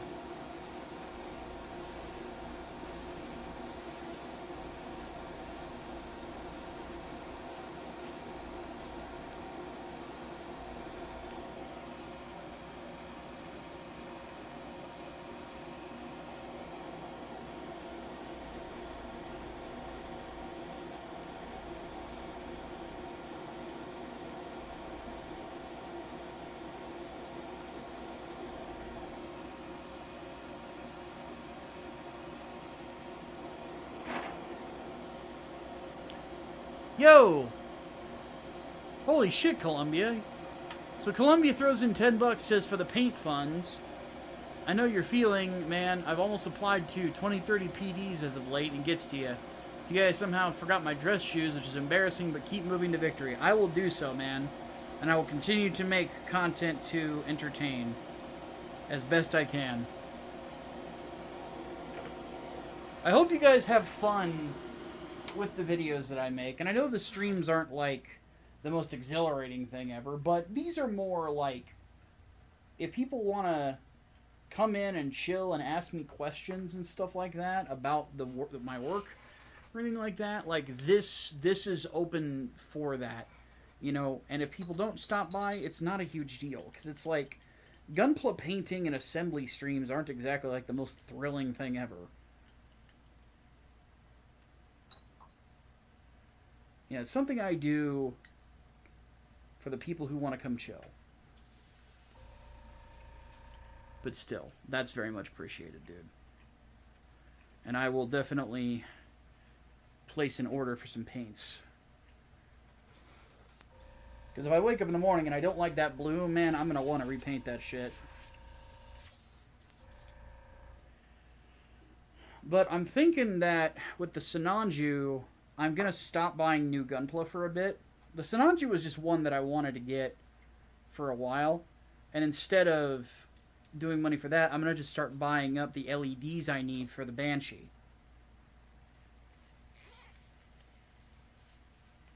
And then we will build that Banshee Norn.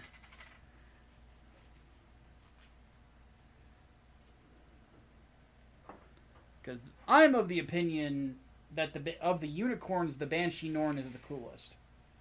Others can disagree, which is fine, but I love the look of that suit. There's something about that backpack, man. Like, because it's meant to look like a lion, right? And it legit looks like a lion's mane. It's so cool. Wish I had one of the unicorns in GBO too, because those are the meta right now.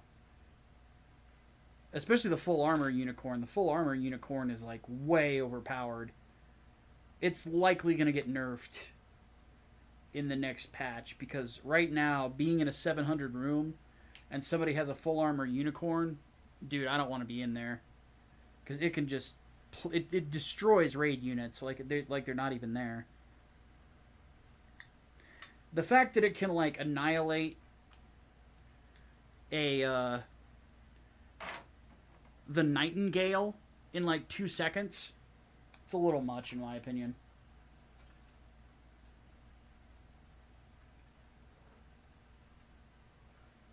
Because though the Nightingale might be a big, silly mobile suit, it is also a very powerful, big, silly-looking mobile suit. I look forward to building that one, too. Which, once again, thank you for that, Servant. It is still in its box, sitting in my bedroom. And I don't have a spot for it yet, but worst comes to worst, I actually do have some space where I can make room.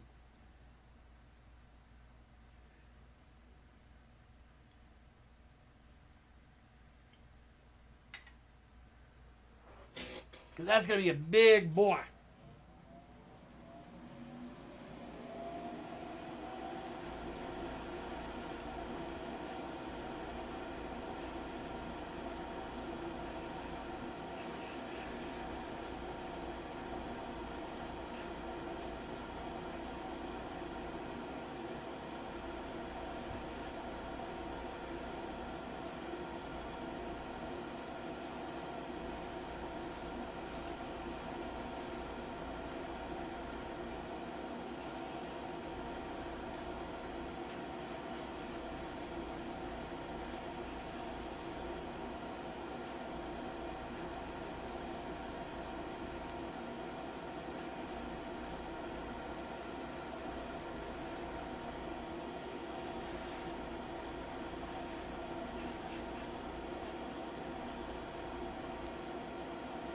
Beautiful. Blah, blah, blah. Beautiful. Alright, let's let those dry for a bit. I like to see Gundam go back at me and go to God tier Gigathick Double Zeta mobile suit designs. Man, though that was certainly a time. Like, I look at my shelf, my Argama shelf, and it is fucking humongous. Some of the mobile suits there. Like, the Double Zeta towers over the Hyaku Shiki. And then the Sazabi, I would need to see if I have any photos of my shelves.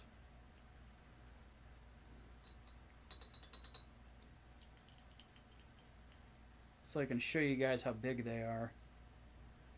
Because I don't want to move my Sazabi. My Sazabi is the pride of my collection. That and my new Gundam. Because I took the most time on those. Oddly enough, my new Gundam fell over, and there is a fin funnel missing, and I'm very angry about it. But admittedly, I also need to clean my bedroom, so it's probably hidden under a sock or something. But yeah, the,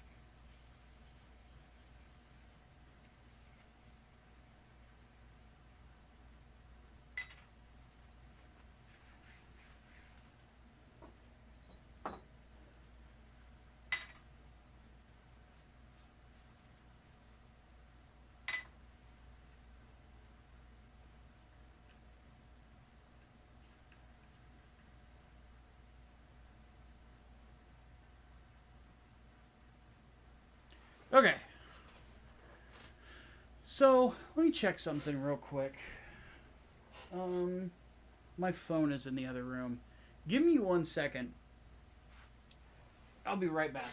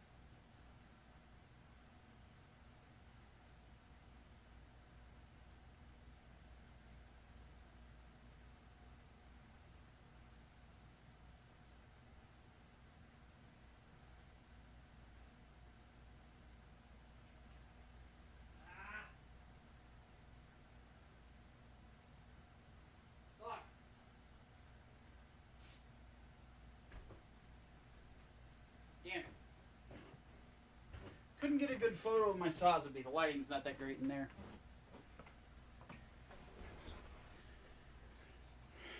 But what I do have... Let me show you guys my Argama shelf. I'm going to throw this into my Discord server, and then I'll pull it up on my my monitor here.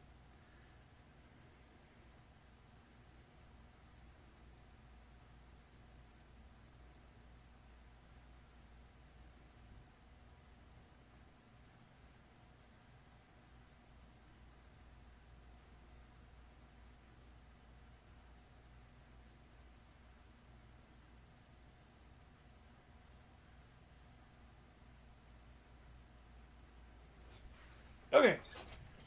Uploading now. For those of you who are still here.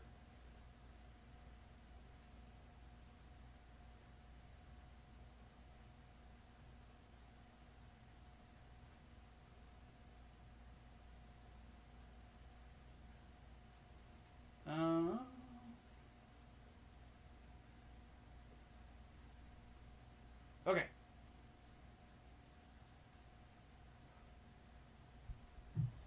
The Argama shelf.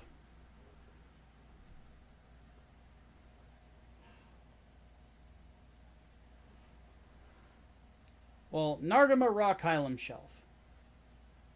So, to walk you through it, this is the RE1100 Deja. All these are in metallic paints, by the way. RE1100 Deja. The Master Grade Hyakushiki 2.0. Now, you can't see it because of the shot, but if you look really close back there, there's a Nemo, too. Then, of course, the Double Zeta. Verka, of course. So that's all of those. Then over here, we have my new Gundam Verka. As you can see, I took a lot of time on this. If we zoom in, you can see all the little details that I took with the panel lining, the missiles, the inner frame of the shield, the inner frame of the Gundam itself. The eyes are painted instead of that. They've got decals for each of... So I'm missing number 6 fin funnel, basically. And of course, it's in last shooting. And then, of course, you see back here is my Mark II, which is also metallic painted. But the big one is right there. Zeta Gundam Verka. Oh, there's a core fighter down here, too. It's a spare core fighter from the Double Zeta. But, yep, here's the Zeta Verka. And as you can tell on this one, I took my time with it. Applied the necessary decals. Made sure that the eyes and the head sensor are a different color because they are on the Zeta itself. The inner frame is more of a silver color on this one. Everything in metallics. It is a pretty looking mobile suit.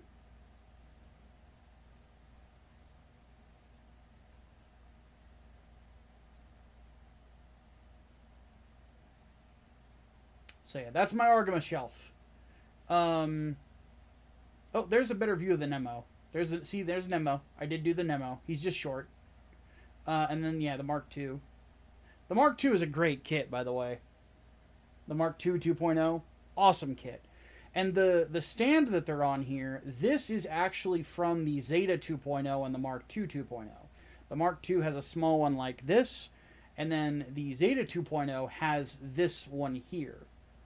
So the only way to get those is with the Zeta 2.0 kit, which I actually do have. It's just disassembled.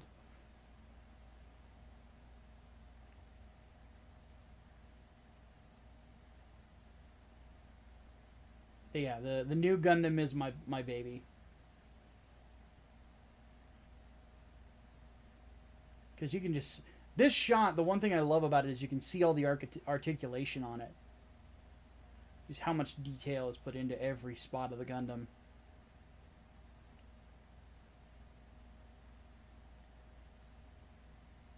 I'm very proud of this one. And one thing that's really cool about it is it actually has a transformation gimmick called Invoke Mode, which I believe is a reference to Be Invoked from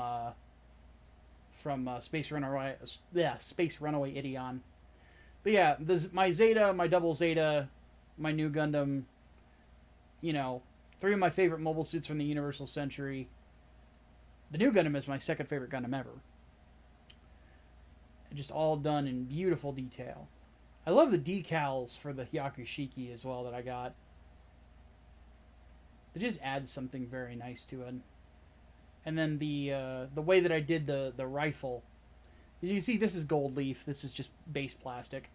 But this stuff here, this is all like metallic paints. So are the reds here. And then to get that yellow shade, because I didn't have a metallic yellow paint, I did this in candy. So it's steel with yellow over it. And then I had metallic yellow for whenever I got around to doing the Deja. The Deja looks really good too, though. It's just obviously not as detailed as the Master Grades. But it still looks pretty good. Have a good night, Keyblade. Alright, before we take off then for this episode, let's go ahead and put together the torso of the Guntank.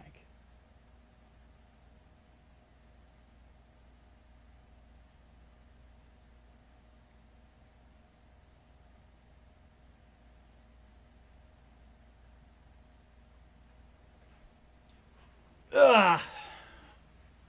Okay. The full armor is the best version of the new Gundam.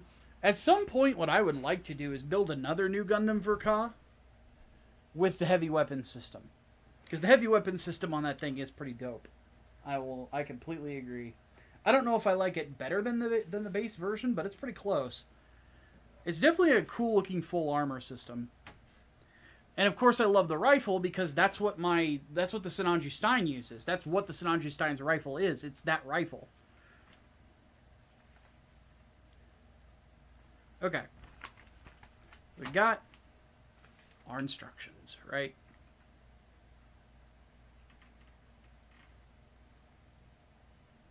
I'm going to angle those so you guys can see them a little bit better. So, what we've already done with this is this part here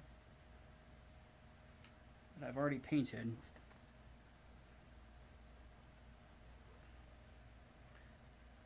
is this part right here.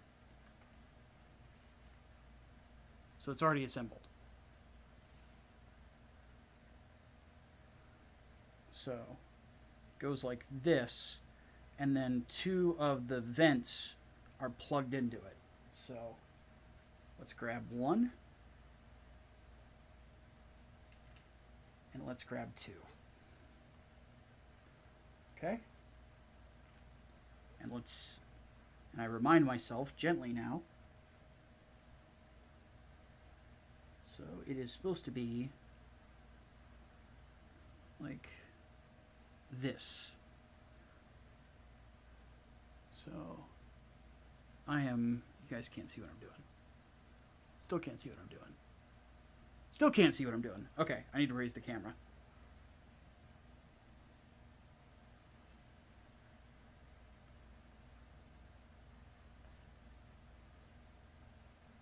Now you can kind of see what I'm doing. So it's supposed to go in here like this. Doesn't really feel like it's fitting quite right. Let's try this other one.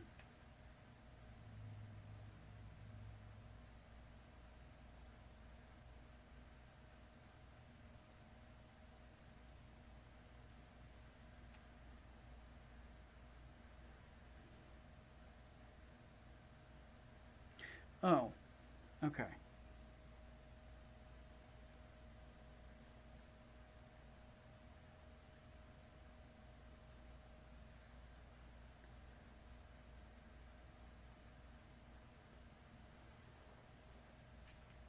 Let's grab the other 2.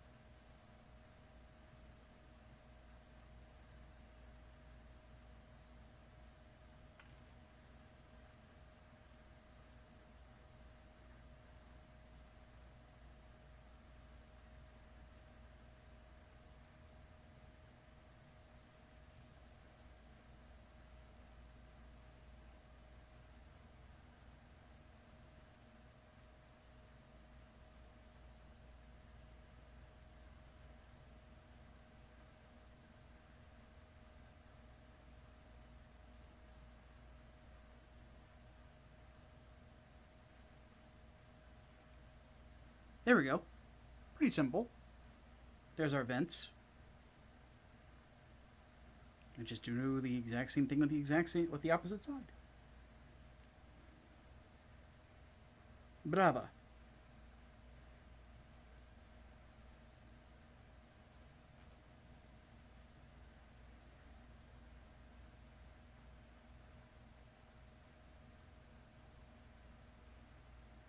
It's a very interesting assembly.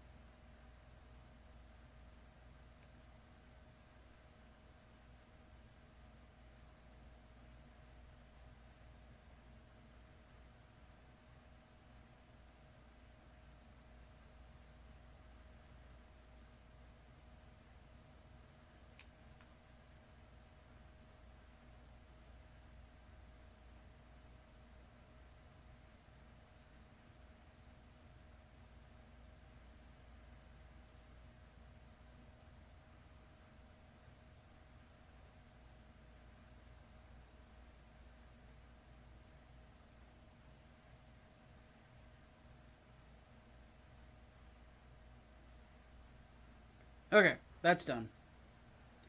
So that's out of the way. So now we need to take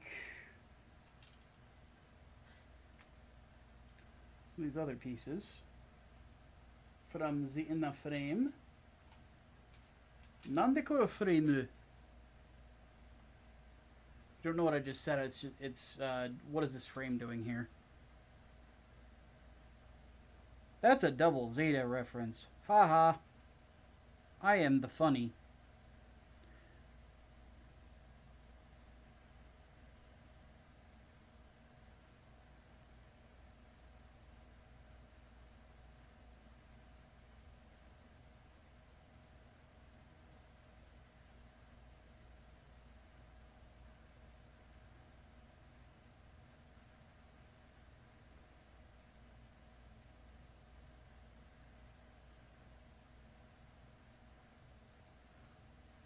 Oh.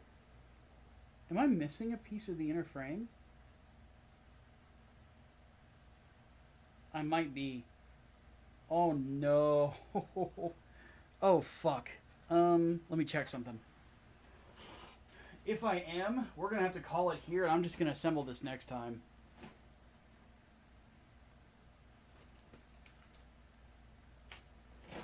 Oh no. I'm screaming inside my head. Oh no. Oh boy.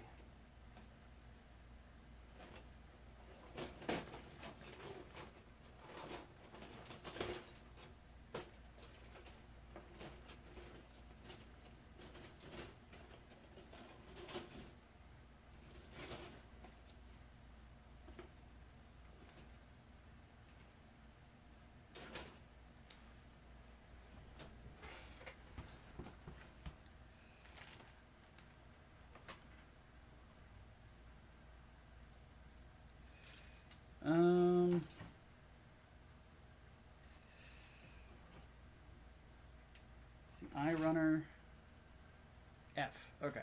And I did. Okay, guys. We're going to call it here. Next time, we will do the assembly. Probably in a couple of days. That's my bad. I goofed.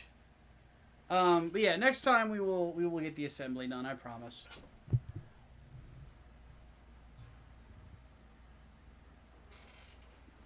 But real quick before I go, I guess I'll answer Columbia's question. What's it like being in...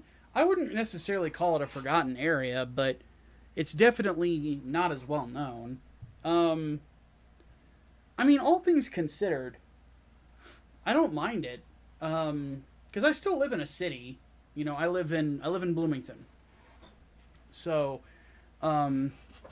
it's a nice spot. You know, all things considered, the housing's not that expensive in comparison to other places in the state further north. We have everything that Chicago has, food-wise. You know, the only thing we don't have is a Lou Malnati's, you know, which is like my favorite pizza place in Chicago. But we have a Portillo's now. We do have a deep dish place in town, just one that's not as popular as Lou Malnati's. You know, it's not hard to get a Chicago-style dog here. Most people that you meet from this area are transplants from Chicago, myself included. So, I like where I live. What I didn't like was living further south. This is where I'm at is more like central Illinois. Southern Illinois, not a fan. Not a fan of that. Don't really want to live there ever again. Unless, like, it's just stupid cheap to live there, in which case then I might. On that note, guys, thank you all so much for hanging out. Do not forget, once again, to back Englewood Book 2, the Second Chance campaign on Kickstarter, if you have not done so already. If you do, it'll be a big help. If you've already got a copy coming in, buy a copy for a friend or something.